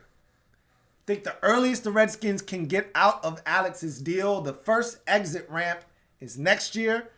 I think you still have some dead money that you're going to have to eat, but it's not nearly as much as it is this year. I think this year, I'm not quite sure what the dead cap number is, but I think it's almost all of his salary, which is like $21 million or something like that. The Redskins would pretty much eat all of that. It would accelerate that entire base salary that he has this year. That whole guarantee would accelerate onto the cap this year, and essentially the Redskins cap situation would be cut in half. So if you're gonna spend the money on Alex Smith, you might as well just keep him on the roster. It doesn't make sense to cut him because then it impacts your cap situation. So there's no out of Alex Smith right now. So he's not going anywhere. Not for at least the foreseeable future. And on that note, with no more super chats, I am going to get out of here. I appreciate you guys. This was a ton of fun, as it always is. Tonight was a lot of fun because of all the things that have transpired since the last time we went live. I surmise that we'll have a lot more to talk about next week. You know, hopefully Trent Williams would have been traded already. And with the way the Redskins are going, we probably would have signed another 8 players. Okay. All of them marginal talent, but nonetheless, we would have signed more players. and we're ready to go after it again. So looking forward to chopping it up with you guys again. I've got another super chat. I'll take that one on the way out. But I thank you guys for joining me again. You guys make this such a great experience each and every single time. Thank you guys so much. Make sure you like this video. Subscribe to the Louis T Network if you haven't already done so. Gonna drop a new podcast on Friday, so be on the lookout for that. Haven't dropped one in 3 weeks. Just been immersed in everything going on with free agency and whatnot, the draft. But I'm gonna get back to the podcast this week. So look for a brand new episode of the Louis T Network podcast that should be coming your way on Friday as well. Gonna knock this super chat out and then I'll probably exit stage left. Wendell Barty, double up, for my man Wendell Barty. Thank you for the super chat and thank you for doubling up, Wendell. We greatly appreciate it. Wendell writes, we've been 3rd and 4th in the division for a while now. What's your honest opinion on improvement in final standings? We're going to be 3rd or 4th again this year. And if the Giants stink, I think they're going to stink again. But they've made some vast improvements to their roster. Unlike us, we've kind of been running in circles. They've actually went out, but we did what they did last year. They didn't do anything last year. They stunk last year. We are going through a little bit of a different situation where we think we've got our quarterback, but we're not sure. Going to find that out this year. They think they've got their quarterback. They're not sure. They're going to find out this year. But last year, they took a wait-and-see approach. They had a situation where they had a coach on the hot seat, similar to us. Both of us had a coach on the hot seat. Both of our coaches got fired. And both of us have new coaches. And they had a plan already. They went in and they went out and got guys. And they're going to try to win games this year. We're looking to figure out who's who and then move forward. So I think we're going with the 1 step back to take 2 steps forward approach. And I think that's going to net us probably last place in the division this year. Could be, depending on how bad the Giants are, could be 3rd. I don't anticipate us being better than the Cowboys or the Eagles, excuse me. I already told you I've got us at 6-10, 7-9. And I think that's going to net us either 3rd or 4th in the division. And it's going to net us the midpoint of the first round in terms of the draft pick. So that's where I see this team. And again, I'm not upset about that because I'm looking to build for the long haul. If you tell me I've got to take 6-10 and 7-9, 8-8 in year 2 of Rivera to then go on a streak where we're either threatening to win the division, winning the division, and getting deep into the playoffs for the next, 3 out of 5 years, I'll take it. That's what I'm focused on, the big picture. I'm not looking to be a flash in the pan in 2020, win 10 games, and in 2021 go back to you 6-10, 7-9, 8-8. I'm looking to be consistent. So hopefully that's what we do. Anyhow, got another super chat. This one from Avis Jordan. Avis, AJ, man, appreciate you, bro. Tripling up. I see you, bro. I see you. And he just basically gives me a sticker with a thumbs up. Double thumbs up to you. Triple thumbs up to you for your 3rd super chat of the night. Greatly appreciate you, Avis, and everyone else that participated tonight. Super chats, comments, calls, just being in the comment section and conversing with other fans, whether they're Redskins fans or not. I greatly appreciate all of you. Thank you, AJ, for your contribution tonight. Double thumbs up for you. I am a Redskins fan, etched in burgundy and gold. My Redskins spirit will never die. Redskins spirit will never fold until we meet again. Hail to our beloved Washington Redskins. Thank you so much for the participation from you guys tonight. Looking forward to chopping it up with you again in the near future. We might go live again tomorrow. I'm deciding on whether I want to go live tomorrow and talk draft. We'll see how prepared I am for that. If anything happens Redskins related, we may jump on live with that. Especially if Trent Williams gets traded, we definitely will jump back on live for that. So in the meantime, you guys take care of yourselves. Stay safe. All right. Stay safe.